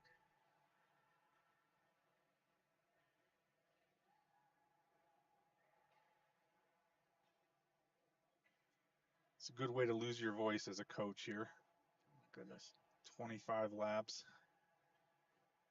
Of course, usually don't yell too loud those first few laps. Get a little too excited there too early. Did you ever have any athletes that just didn't really want any lap times in the beginning, or? Not too much for this race. Mm-hmm. But yeah, some read into it more than others, or desire it more than others. I was talking with Derek the other day about his 5K at the Olympic Games in 2002 here. We won a silver medal, and at the time, his coach was Bart Schouten. Yep. And he literally told Bart, I don't want to know my lap times. Okay. And Bart gave it to him. Oh. I didn't realize that. Yeah. Coach knows best. It worked out for Derek. Yeah. The interesting thing, though, is Derek reminded me, and I hope, a lot of times I do misremember things, folks, and sometimes I do mishear things when I'm not listening, but Mrs. Ward in 5th grade. But I think Derek was saying he was not ranked in the top 10 in the 5K internationally when he competed at the Olympic Games in Salt Lake, and yet he walked away with a silver. Yeah. Is that sounds about right. Be right? He certainly, was not a favorite. Mm-hmm. I mean, that's probably one of those things where he was thinking, that would be great to get a top 10. Right. 15 was, the 1500 was more his game. Yeah.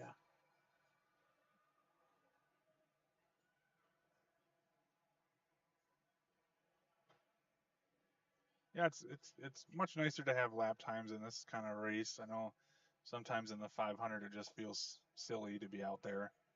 Yeah. I mean, what are you gonna do? Moral support. Yeah, you're going as fast as you can go. Yeah. Yeah, I think usually it's moral support and a chance for the coach to just blow off some steam and some nerves. Yeah. So they get their nervous energy and so they have an opportunity to just yell. Yeah. Just yell nonsense half the time with the crowd. Athlete can't hear you anyways. Mm-hmm. It is a therapeutic experience of sorts. Yeah, it's almost sort of just the traditional thing. Okay, my coach is supposed to be there. That's what we do. And you get to yell, and it's okay. Exactly. Ryan's got a good coach voice. He does. Yeah. Also, when I think about great coach voices, can I guess? Go for it. Bob Fenn. Yes. All right. The late great Bob Fenn. Yeah. That's the first one that comes to my mind. Yeah. You talk about cheering for every single athlete with all your heart and soul, no matter what level they were on, what stage in their career they were on. That was all in coaching on the backstretch every single time. Yeah.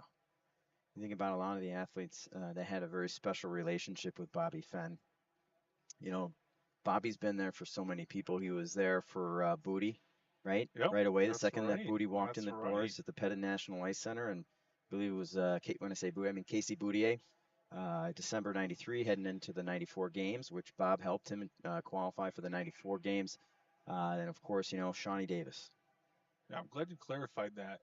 What's that? You don't want to just be saying booty Right. over and over. Right. Casey Kind of Boutier. tuned in and just Yeah, what? Who? talking about booty and booty Yeah. this and booty Who that. is this person? Yep. KC. The there were some inliners that attempted to make that transition. We talked a little bit about that with Chris earlier in the telecast Yep. here, broadcast live stream. What are we calling it? KC really was the first one to make that super successful breakthrough Right. and then pave the way to so many more. I mean, you've coached some inliners that have Right. made that transition. Yep. Yep. Yeah. He was the gateway, really. Yeah. He opened the gates to that. Who might have been some of the inline to ice athletes you had a chance to work with? Well, believe it or not, I worked with Chad Hedrick his first year. Holy cow. I don't think people know that. Oops, sorry guys. Yeah. But actually, that was the time Marion was supposed to be the regional coach, Uh-huh. and she was working on some visa things. So I spent about 3 months as the regional coach for U.S. speed skating. Wow. And worked with Chad for a little bit there. But then also more recently, Joey Mantilla, Brittany Whoa. Bowe, some Whoa. of them that have more recently competed in inlines. But Wow. yeah, I mean, you got to respect that transition. I think it's to go from being the top in the world to having to learn a new sport. Yes, there's definitely some crossover, Mm-hmm. but that's tough, to go out there and get beat up for a little bit after you're used to being the king or queen of the arena. Mm-hmm. Anything, hopefully maybe there will be some more inline athletes decide to give speed skating a try, and also, some speed skaters that maybe do a little bit of inlining as well. I think the two complement each other very well. Right, But right. is there any similarities, any challenges you see that maybe some of the inliners that you worked with that all kind of shared in common? That what are some of the things that you focused on to help them make that successful transition? Well, what's tough. This maybe isn't answering your question, but It's fine.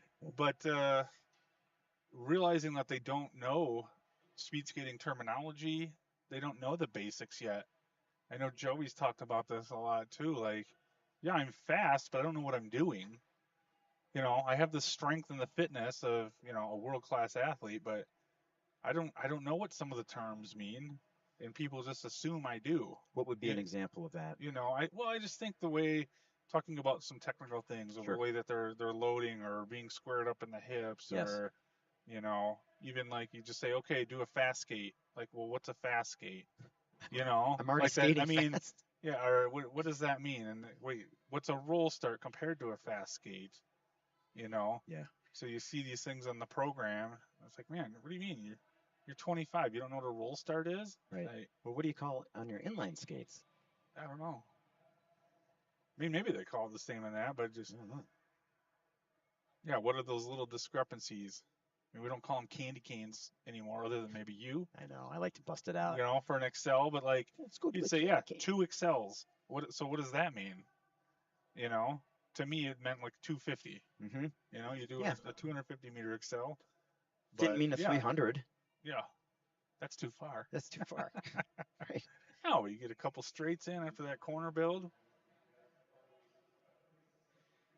Okay, so question, Matt. This is out of competition, right? Right. All right, so how's Eder doing here? I'm going to look to see what we have for Eder in terms of his native country of Brazil. Okay, it doesn't look like he has a personal. Okay.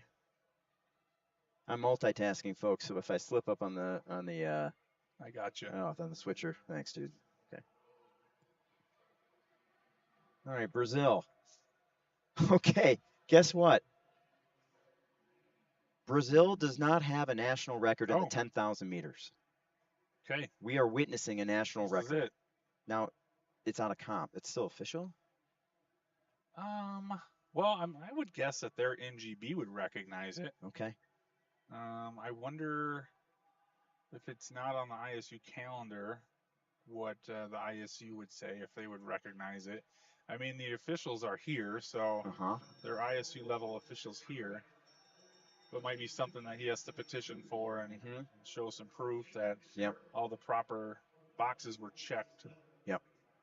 Does Tommy have a seat time here? 1447 says personal. All right, and Tommy, I spend a lot of time with Tom, and he's a great guy, and he's probably going to be like, you sat there and you talked about changing the couch and your white belt and your fishbowl and all that, and you didn't talk about my skating and all, but Tommy is about to crush his personal, I think. Oh, it's gonna yeah. He's got it. He's got it. I thought I got myself in trouble there. Okay, there we go.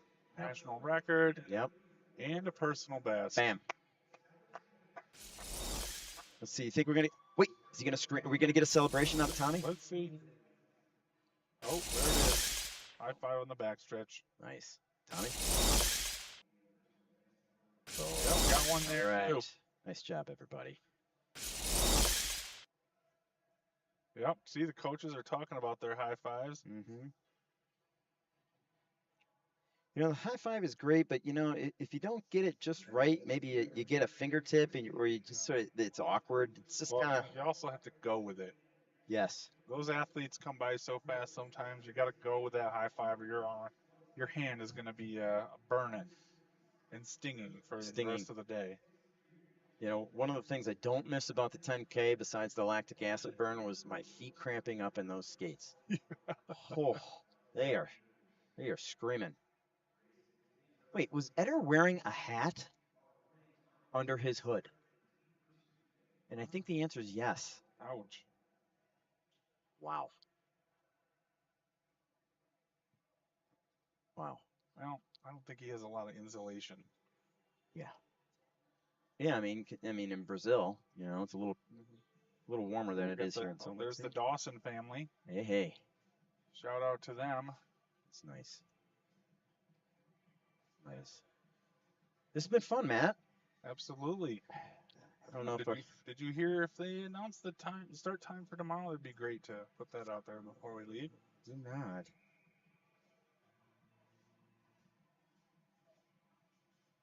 Generally, it's been 9-ish. We had a little switch today. But let me go and I'm going to go check on that. I'll be right back. All right, I'll let the fans enjoy the sound of silence. They've probably going to be a minute before they want to hear my voice again.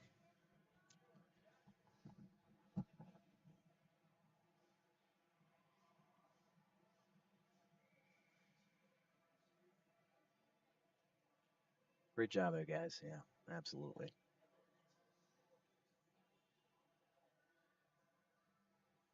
Larissa, thank you. It's for his hair. Of course, I do see the laughing emoji, so maybe you're kidding.